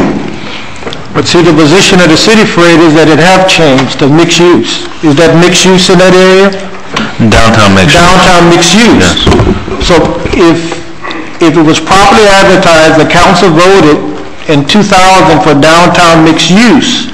So your industrial request could not be approved by the council until we get the facts about the advertisement. And that's the key. It was not properly advertised, then we have to start this process all over again, I assume. Is that correct, Susan? If you find out that it wasn't advertised, can I build on this property? Then the original zoning was the original zoning industrial. I'm not sure. It's zoned industrial. It's zoned industrial right now. Go to Metro and check it. I've checked it. If the procedures were not properly followed, we'll have to take the time to look at this carefully and determine what you can do on the property and determine how to roll this back if it was not done. But as the mayor said, the first thing that we need to do is confirm that what you're saying is correct and that it wasn't properly advertised. If it's not properly advertised, we will quit. In the same way that we got back to you before, Mr. Rhodes, we'll get back to you again and tell you what you can do on the property. But it is rather unusual, this kind of circumstance is rather unusual where we have to unwind the comprehensive plan amendment, and we need to do it carefully and make sure we've done it right because it affects properties other than yours, not just your property. I understand what you're saying, but the comprehensive plan, I don't know how many people's involved with that besides me. If it wasn't advertised, those people don't know anything about it either. What I'm telling you is that we need to determine, we need to verify what you're saying about the advertising. I'm not saying that what you're saying is not correct. First of all, it's my understanding of the requirements of the statute that it would not have been advertised in the News Leader. That would not meet the requirements of the statute. It needs to be advertised in the Miami Herald, and we're trying to confirm where it was advertised or not. As soon as we're done with that, we will get back to you and let you know what the story is. Well, how long have I got to wait? Well, the manager just told you that we would get back with you within 2 weeks. Okay. If it's quicker than that, we're not going to hold you up. We wanted to try to resolve this thing. If we can do it in a week, we will. It's held me up 6 weeks already, and the man that I'm trying to sell my property, he's getting where he's like this. He's afraid y'all will change something on that. We'll do it as quickly as we can. Let's do one thing. Notify the property owner. It's not going to cost you a lot of money. Give them a registered letter. A couple of bucks, $3. You don't have the money, bill me for it. I'll pay for it. Don't change people's land, their zoning without letting them know about it. I never heard of that in my life. Thank you, Fred. Any other public comments? Any other public comments? Mr. LaPrade? Yeah, just for the record, the land use items you approved tonight for transmittal, courtesy notices were sent out on the private amendments. The city amendments, my office did send a letter to every affected property owner. So, just so you know that for this evening's items. It is not a requirement, but we did do it. So we're on the right track. Mr. Porter, let me just ask you one question, Charles, before we go. We've had similar circumstances where people have come forward and said, the county's got us as industrial, the county's got us as residential, and it doesn't match. That's correct. The scenario with AAA Lumber, Mr. Romero, how much trouble did we have over that when he keeps bringing in a copy of an internet site from the county that says it's industrial? Well, how can an attorney or anyone misconstrue the information that there's another overlay? Well, they should all check with the jurisdiction which governs the zoning of that area. It's very easy for somebody to go to the county website. It's a very easy website to navigate and look at the zoning. A lot of times it's not even correct on county property. We will have a semblance of that ourselves. We have a consultant that is compiling the zoning on every parcel of land within the city of Homestead. I think just right at completion with that right now, by folio number, and we will implement that, and you'll be able to see that on the website and be able to find the parcel by folio number and what is actually zoned within the city limits of Homestead. Similarly to Homestead. I don't know what attorney was involved in. I'm certainly not being critical, but I would tell you that if somebody has been asked to do some due diligence on a piece of property and they fail to check with the jurisdiction that has zoning authority over the property, they probably haven't finished their due diligence properly. So, I don't know, it's at least when we're asked to do that kind of thing for a private, it's a serious undertaking. And it's more than just checking a website. You go down, you meet with the people, you talk with it. And I certainly don't know what kind of due diligence was done on the property that he was talking about, but if they check with the county as to what the city of Homestead zoning was, we certainly wouldn't be comfortable with that kind of a... Keep in mind that Mr. Rhodes' property is zoned industrial. It's the land use that does not allow an industrial use. Land use is downtown mixed use, which allows for residential RT&D and up to a B2 intensity in commercial. If it was done correct, if it was assuming that the advertisements were done correctly, and at this point we're going to check, but it's a somewhat of a sophisticated analysis. Somebody who doesn't deal with this stuff regularly might check the zoning and say it's zoned industrial, and that might be the end of it. It's not really the end of a proper due diligence on a piece of property. There's much more to it than that, and maybe that's what happened. Thank you all very much for coming out. Meeting is adjourned.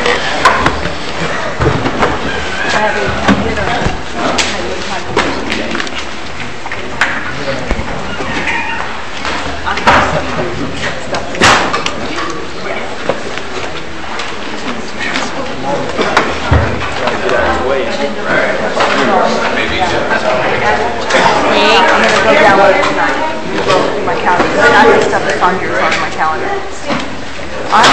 to honor all of the education committee members. The next council meeting, the fall council meeting, commencing the end of the school year.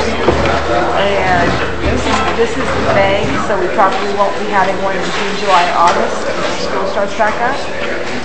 So I would like to honor them probably at the next meeting. I will announce it this Thursday at the timing. I would like them to attend it, and I would like their appreciation for their service. Like a little plastic certificate that we have. Okay, because I didn't do anything for them last year. Any of those city homestead pins, you know? Yeah. Okay, perfect. And we'll tell them